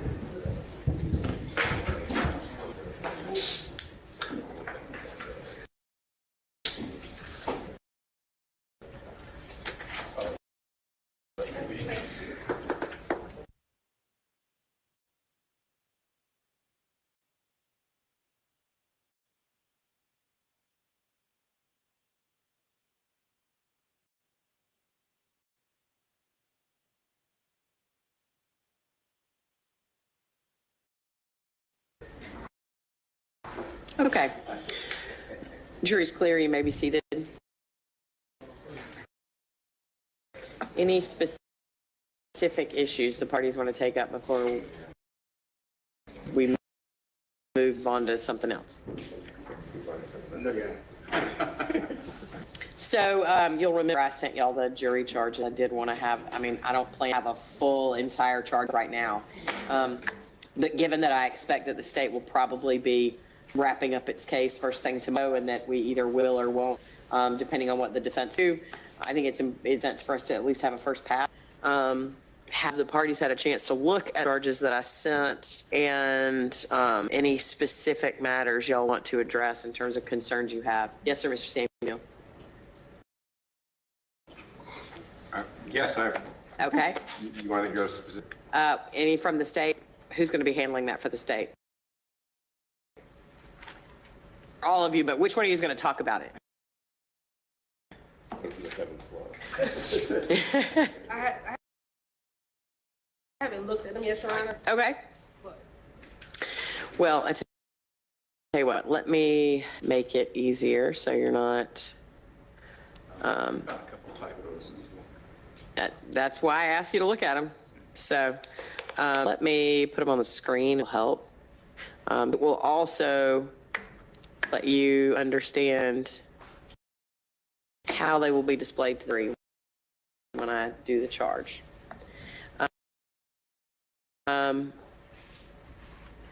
So anyway, the second charge is just a general pattern charge. I mean, it's not a pattern, just a general charge of, hey, the law is what I say it is, and other than typographical errors, pattern charges. The only issue to this evidence in this case.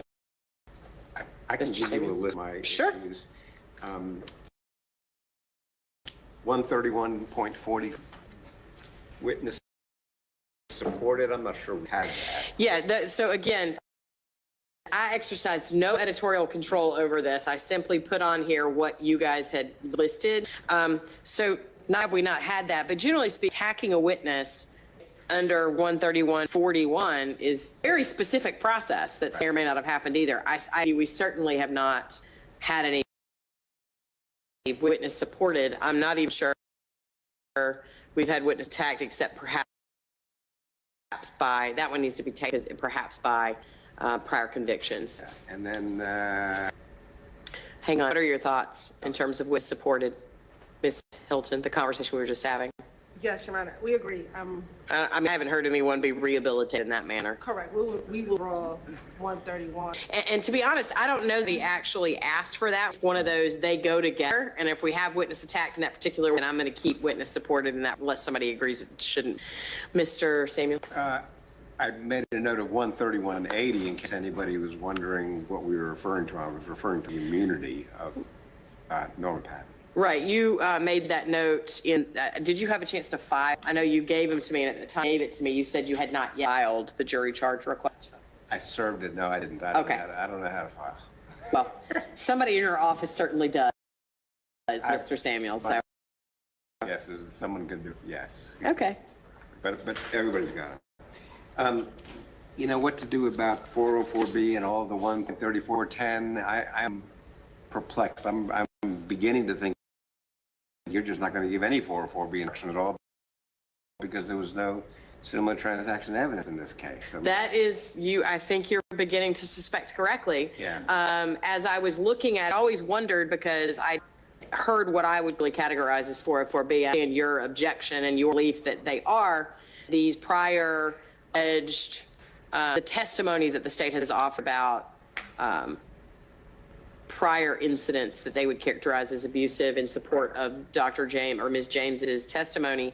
I believe, as I said at Sidebar and then said again when I declined to give a limiting instruction, I believe that those are intrinsic and that intrinsic evidence is allowable. The jury can consider it for purpose, and so there's no basis for elimination. Right.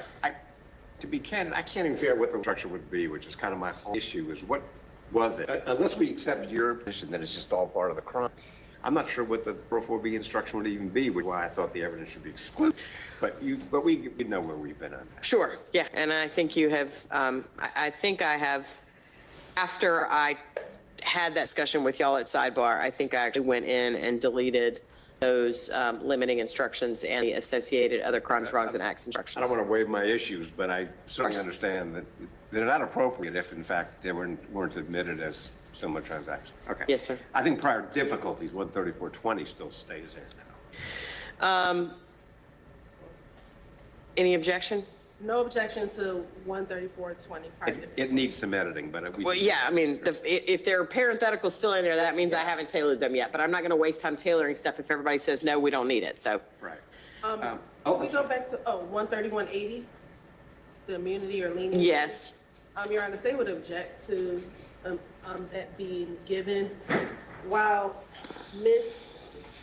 Patton did discuss the immunity she received, that was as related to her trial with Mr.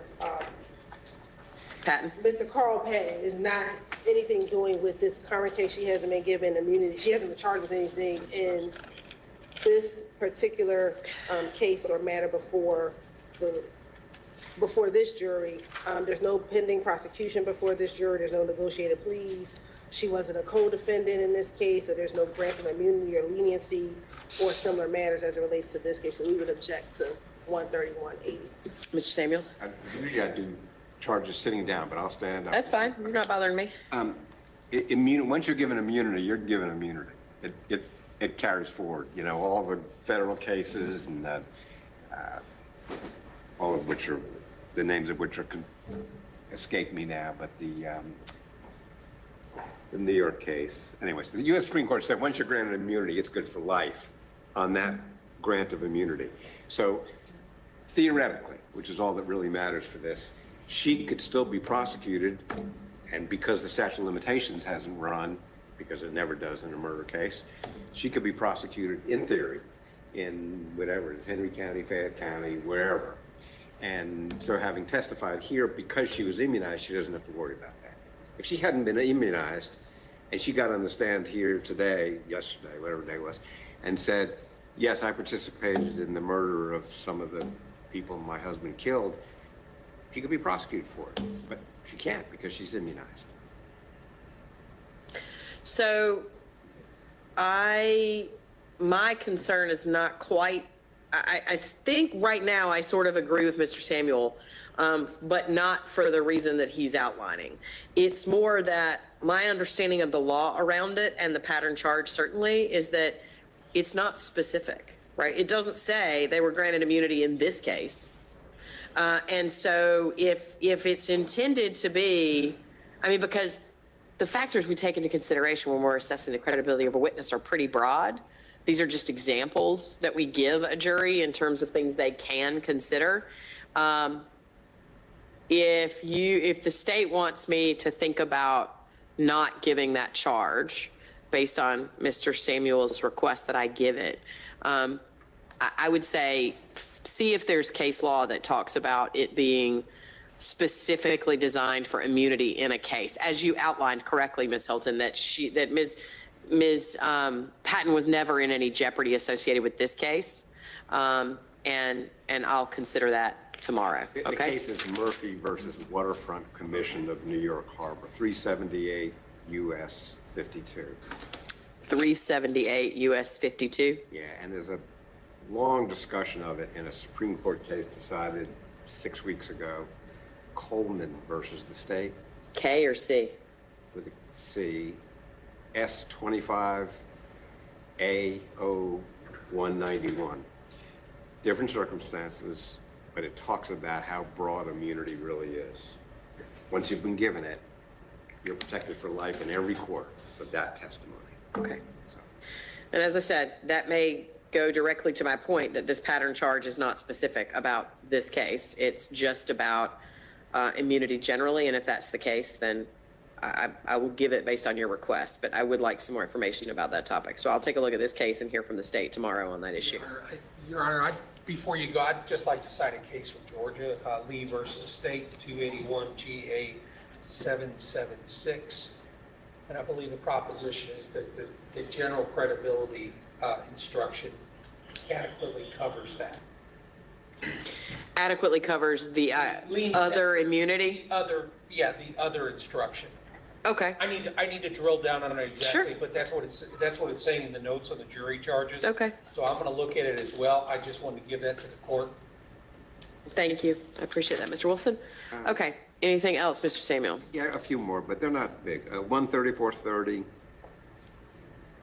it really just needs to get rid of all the parentheses for the defendant. No felonies of Mr. Wolfenbarger's work, but all the witnesses. Yeah, the reason, that's why I haven't tailored it, because Yeah.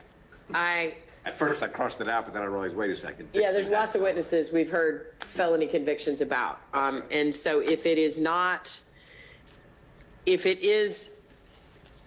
if evidence comes in about felony convictions of the defendant, right, then I'm not saying it has, I'm saying if it does, then I would tailor it to be, you've heard evidence about both the defendant and a witness's criminal history. But if it's just witnesses, I'll say that. Right.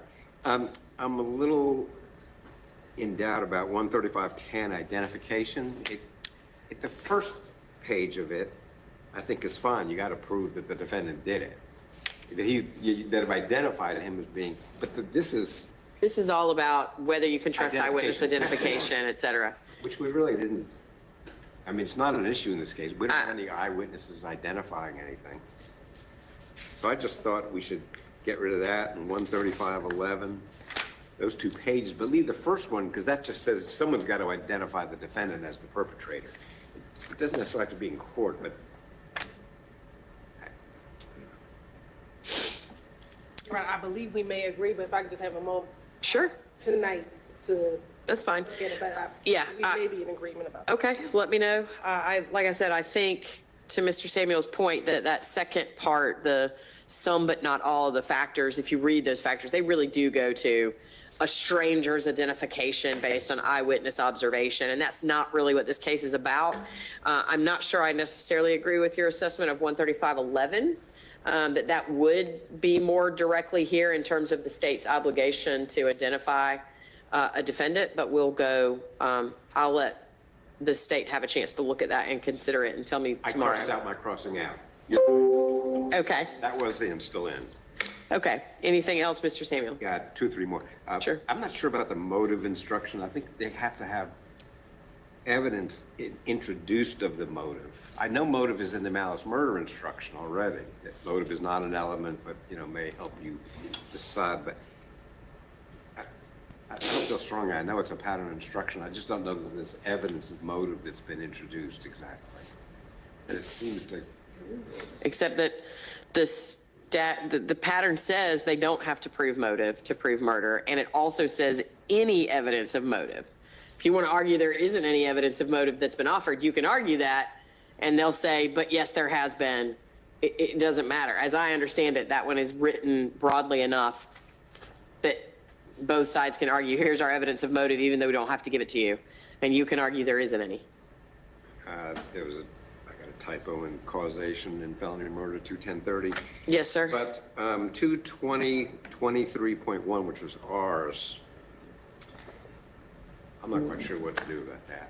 I'm sorry, what is the typo? 2.20.23.1. No, I'm sorry. What was the typo in the causation charge? It says felony murder if you believe that they instead of he. Ah, thank you. 2.20.23.1.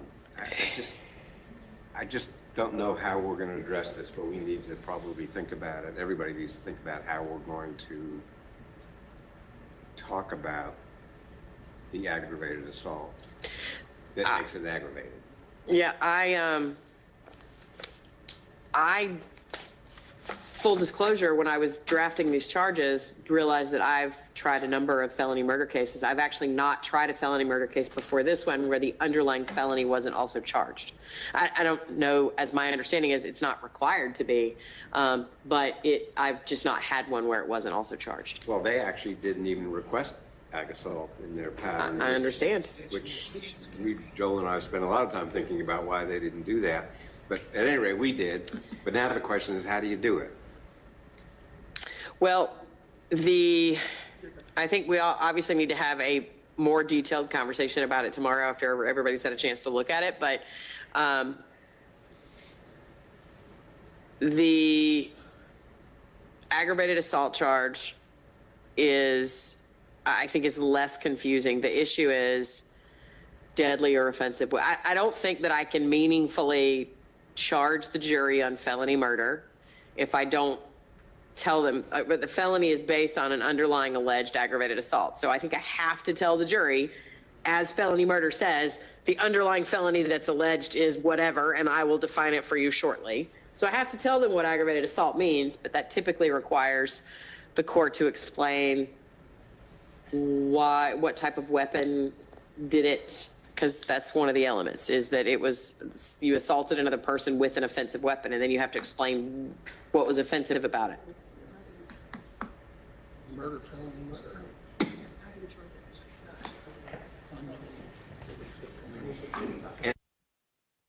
Just to anticipate what we may be talking about tomorrow, it can't be strangulation because that's a separate crime, which is not alleged.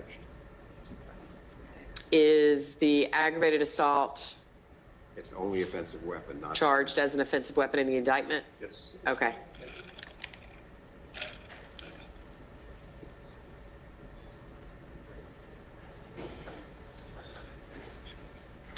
What's the indictment?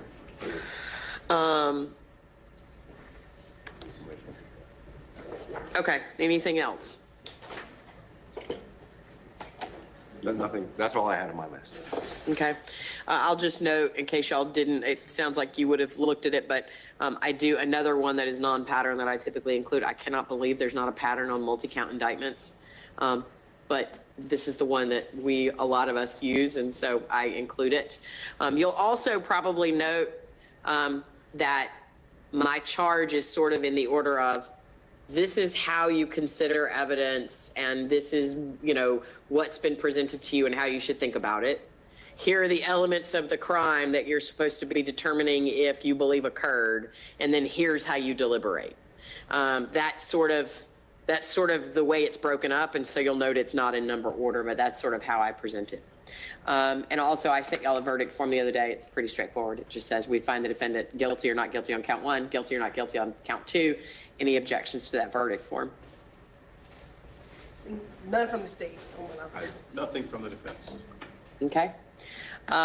So I think it sounds like what I'll do is I will tailor some of the ones that it seems like we're in agreement are going to stay in based on the evidence as it currently exists. Obviously, they can be tailored again, depending on, I sometimes will tailor the defendant's choice not to testify, depending on whether he testifies or not. Although I think the pattern is written generically enough that it can stay in either way. And then obviously, depending on any additional evidence that comes in regarding criminal history, I can tailor those. Beyond that, what I'll do is wait until tomorrow, specifically so we can talk about the aggravated assault and offensive weapon charge, what we're going to do with that, and then the other ones, the other few that we've discussed. Can you ask The about immunity charge, yes, sir. tomorrow- I'm sorry. Can you ask us about tomorrow's schedule? It's 10:30 because you have something else we need to clean up? Do you have another calendar? Yes, I have the presiding bond calendar tomorrow morning. So we need to clear out? Yes, sir. Okay. I'm sorry. We'll put everything in the back. And assuming our case takes a couple hours, I don't know if they have rebuttals, do you envision going into closing argument tomorrow or waiting until Friday morning for that? If what were to happen is that the state were to stand up and rest in the morning, and then you put on a case that is relatively straightforward and short, even assuming rebuttal, the state, we probably would be done still in the afternoon. I'm saying pushing 3 o'clock is my guess, at which point I'd rather get a final on the charge and start fresh on Friday morning with, we all agree that we've got the charge final, and so you guys get ready to do your closing, and then I think that time would be better spent tomorrow afternoon. So no, that's a very long way of answering your question, Mr. Samuel. No, I do not expect to go into closing arguments tomorrow afternoon. Anything else? No, Your Honor, nothing from the state. May I have just a second, please? Yes, sir.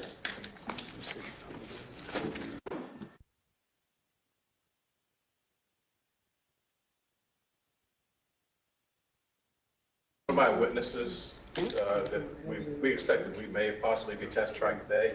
So I had all my witnesses come. Yes, sir. And one of them was supposed to come, didn't come.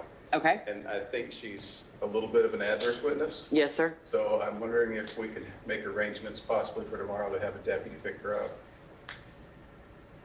Is it someone, I mean, I don't have any objection to that. What are the states, are y'all aware of who this is? Wendy will know. I'm so sorry, Your Honor. We were talking about the aggravated assault. That's okay. Mr. McDermott was saying he had a witness that was supposed to be here today who did not appear, and he thought that she might be somewhat reluctant or adverse. And he was requesting the court to see about having a deputy assist her in appearing tomorrow. Oh.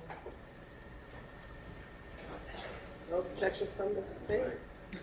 If you have an order. I will, well, I was going to say, if I could touch base with you in the morning. Sure. I'll talk to her again tonight, hopefully, and we'll see where Okay. it's at. The only thing I'll ask is if you do want me to do that, you need to have a proposed order ready for me to sign that I may need to change it, so you can just email it to me in Word format. But that way I have something done and you don't have to wait for me to write an order. Okay. So, okay. Staff have a form, like a form order for that, or can I make one? They probably do, but I don't have one at the ready, so. All right, Anything else from the defense? nothing from the defense. Okay, we are adjourned until tomorrow morning at 10:30.